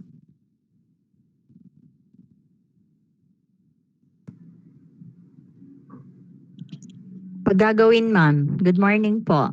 Hello, ma'am. Yes, ma'am. Naka-indicate po kasi sa memorandum, ma'am, regional memo, na kapag may dumating na modules, automatic gagawa ng LE ang mga teachers po namin. Kaya po siguro, ma'am, amenable po kami sa plano ninyo na action plan, mas madali po kami makapag-comply sa inyo, ma'am. Pagka mag-post po kayo ng action plan, tapos gagawa po kami, makakapag-submit po kami ng mas maaga po sa inyo. Doon sa ating webinar, ma'am. Okay. Pero may sinasabi po si Dr. Ivy, in that case, hello? Sige, ma'am. Ang sinasabi po ni Dr. Ivy, pagka ganon, school level po ito, kayo po ang bahala sa mga certificates, sa e-certificates. So, ang pipirma po ay school head. Okay lang po, ma'am, ako po personally, okay lang po sa akin. Siguro, ma'am, okay po yun. Okay yes, din po ma'am, sa kasi, amin. ma'am, overlapping po kasi tayo, medyo nagsasabay-sabay. Siguro kung ang pagbabasehan po natin ay time, pwede na po siguro iyon, ma'am. With due respect po kay Doc Ivy. Doc Ivy, what do you think? Okay lang, ma'am. As I said po, iniiwan ko po, ma'am, ang decision po sa inyo at sa mga school heads. Okay. Okay, pero mga kasama, together with the supervisors, kasama din po namin si Doc Ivy sa pagmamonitor. Salamat po. Ganun po ang mangyayari sa atin mga kasama. Ano po, bilang sila po ang nasa HRTD. Hello, ma'am. Ma'am, so mag-iintay po kami ng ipopost po na action plan template po. Okay. Parang gano'n na lang, ma'am, para po makapag-submit kami probably next week kung kakayanin po namin.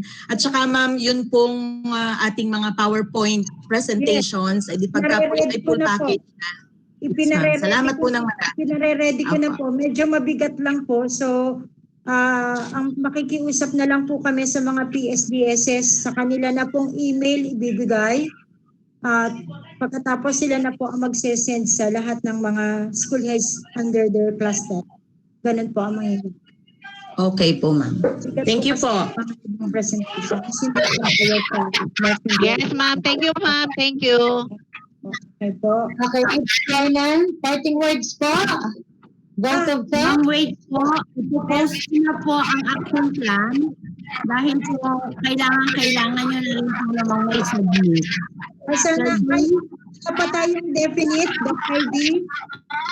Doc ID, wala tayong napag-usapan na definite date kung kailan.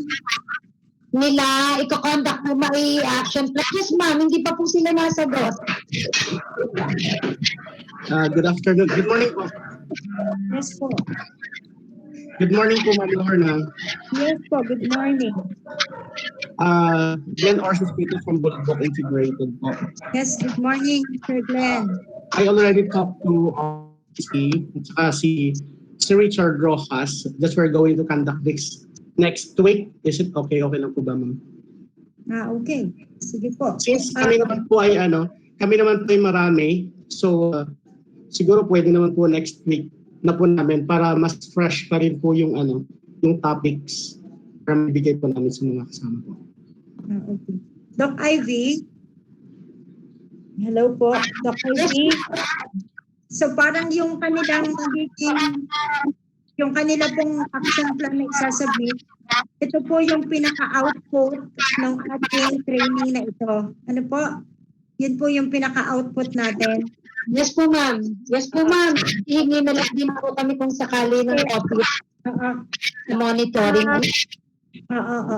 So kumbaga, kung wala silang training proposal, nakakabit lang sila dito sa ating ginawang division training. Tama po ba?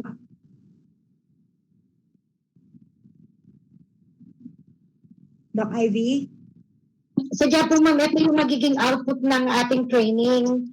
So, mapag-usapan, makikihingi lang po kami ng kopya din ng action plan nila for fund and for monitoring. Lahat po yan ay tayo na ulit ang pipirma.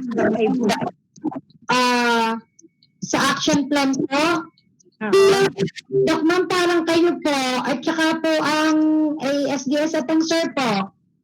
How about SGODG? Ay, Doc, ma'am, kasi action plan po ito.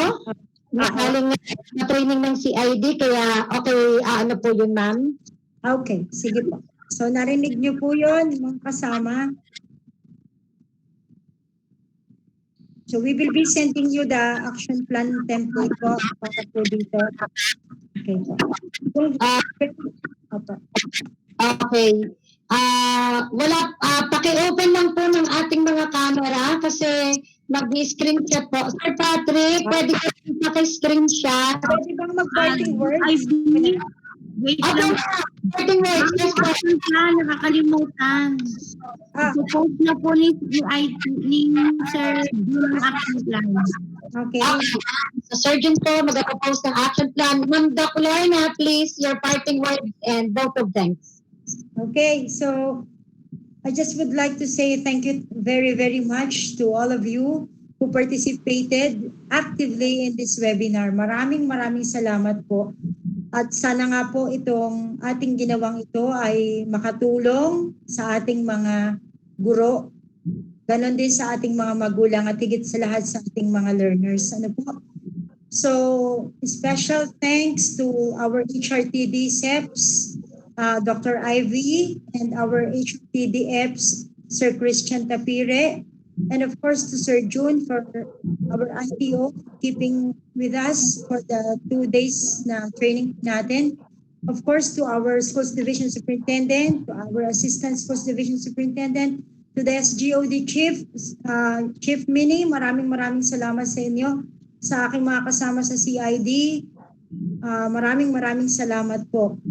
We hope everything is clarified at this time, pero kung mayroon pa rin po kayong mga questions, queries, at anything, bukas po ang aming communication sa lahat ng inyong mga concerns. Sana po ay maging malinaw para sa ating lahat na we are doing this para po sa ating mga Lipenyo learners. And lastly, sana kita natin yung lagi ko sinasabi sa inyo, let us have the patience and perseverance of a fisherman na willing siyang maghintay pero siya ay nagpapakapursige din para lamang makahuli ng marami.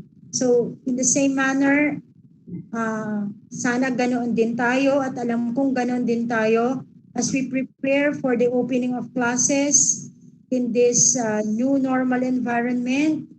Sana ay sa tulong ng Diyos, tayo pong lahat ay sama-sama na mapagtagumpayan natin ang lahat ng ito. Muli po, maraming pong salamat sa inyo. Thank you so much, Dr. for the teaching words. Posted po ang ating link para sa e-certificate. Mga ma'am, just take care, Dr. Lorna. Ma'am Lorna, mag-off po. Dr. Lorna, mag-off ka po. Nakalimutan ko pong magpasalamat kay Sir Ariel. Maraming salamat po kay Sir Ariel. Thank you. Okay. Ma'am, na-post po ang certificate natin, automatic po. So, ang nag-join webinar, please. Kaya lamang po, sa number of hours po, I will meet the maximum at 4, pero nakalagay naman po sa certificate which ay 24 to 25. Medyo maximum hours po natin, Doc Ivy, is 6. This is a 6-hour webinar. Okay, so kung 6 lang po, ang isusulat po sa natin ay 3. Para each day is 3 hours. 2 days naman po ang nakasulat. Automatic na po yan. It will close tomorrow afternoon at 12 noon. Sasarado na po natin. Pakisuyo po. Thank you so much po, Dr. Salamat po sa inyo. Maraming salamat po. Doc Ivy, parang alas 12 na. Ay, dami na isusulat nila. For now, 4 hours na tayo. Na po. Picture na ba nila? Mga kasama na picture niyo ba? Opo, ma'am. Ma'am, nakalagay po prepared by. Saan po namin ilalagay ano po ilalagay namin? Noted or recommending approval ng dalawa pong acknowledgement? Lagi naman po ganon. Ako po ay sa recommending approval po kami dalawa ni Doc Cathy. And then si Sir po ang approval. Salamat po.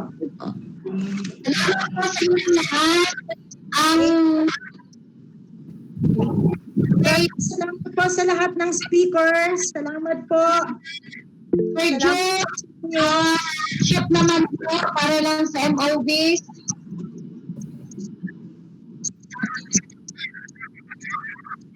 Ay, okay po. Ay, kaya lang, Sir Jun, ang Ako na ba mag-screenshot?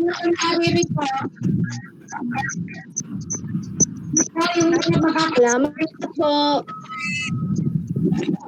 Wala ako.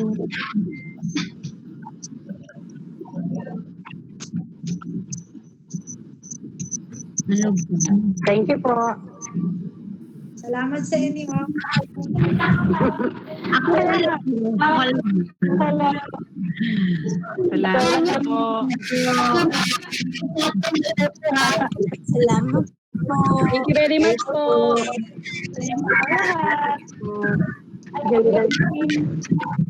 Thank you po.